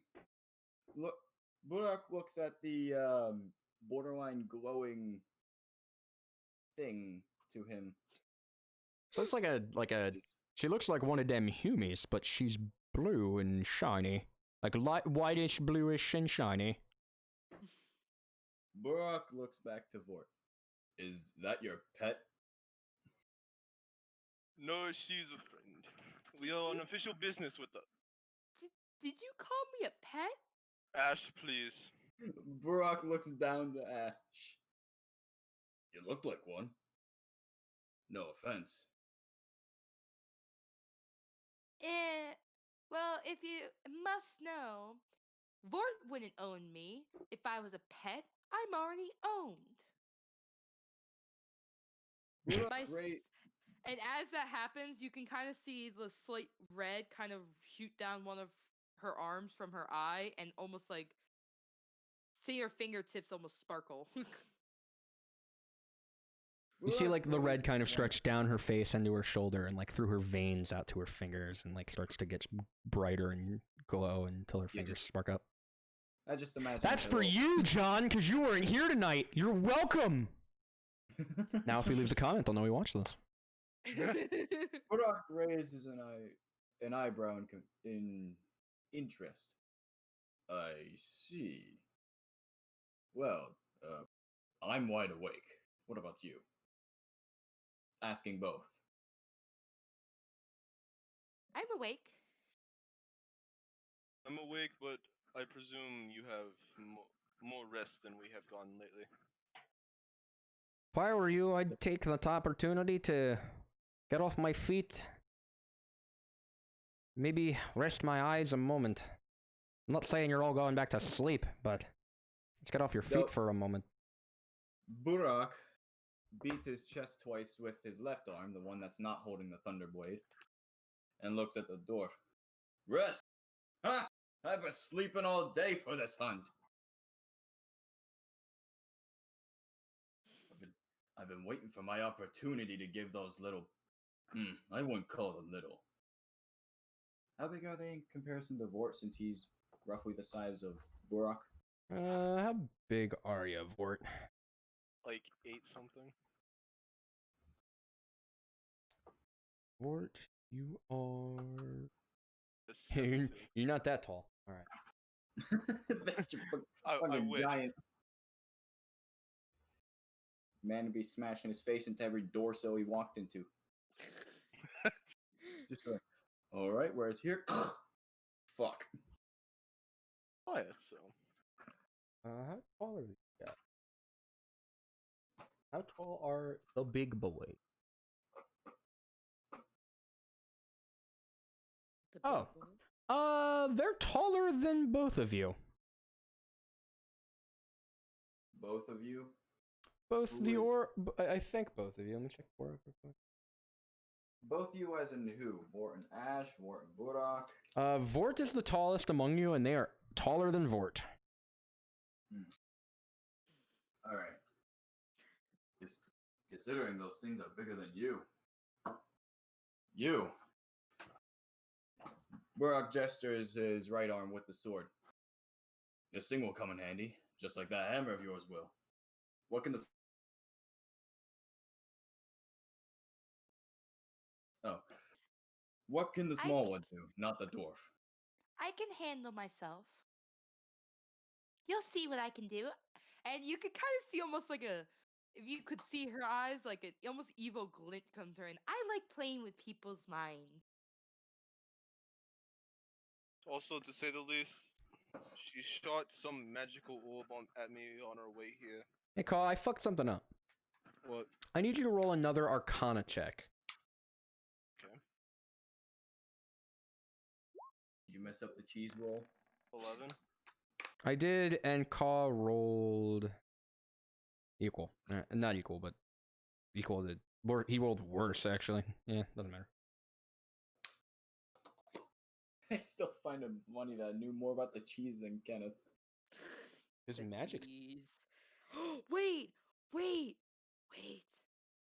Diary of a Wimpy Kid. The cheese. I don't know, Nathan. Is that where you came up with the idea? Do we have to put her on the reference board for that? The cheese. That was Nathan's idea. I gotta defer to Nathan. Nathan, is it the cheese? Nathan, is that where you came up with it? Nathan says no. Denied. God damn it. No, if as far as I'm concerned, I believe he got it just from a shitty holy pun. I think that's where he got it too. Yep, Oh, definitely. I wish it was from Definitely. Diary of a Wimpy Kid, man. Anyways. So as you guys roll into Niping in the wee hours of the morning, down 2 teammates and about to venture into the unknown, that is where we will leave off the fragmentation for now, with new friend Borak in tow. So, this has been Joke 65. Dr. Shocklock. Cost 661. Look, man. And Weird RK1. Until next time, bye, duds. Bye. Yours. Bye.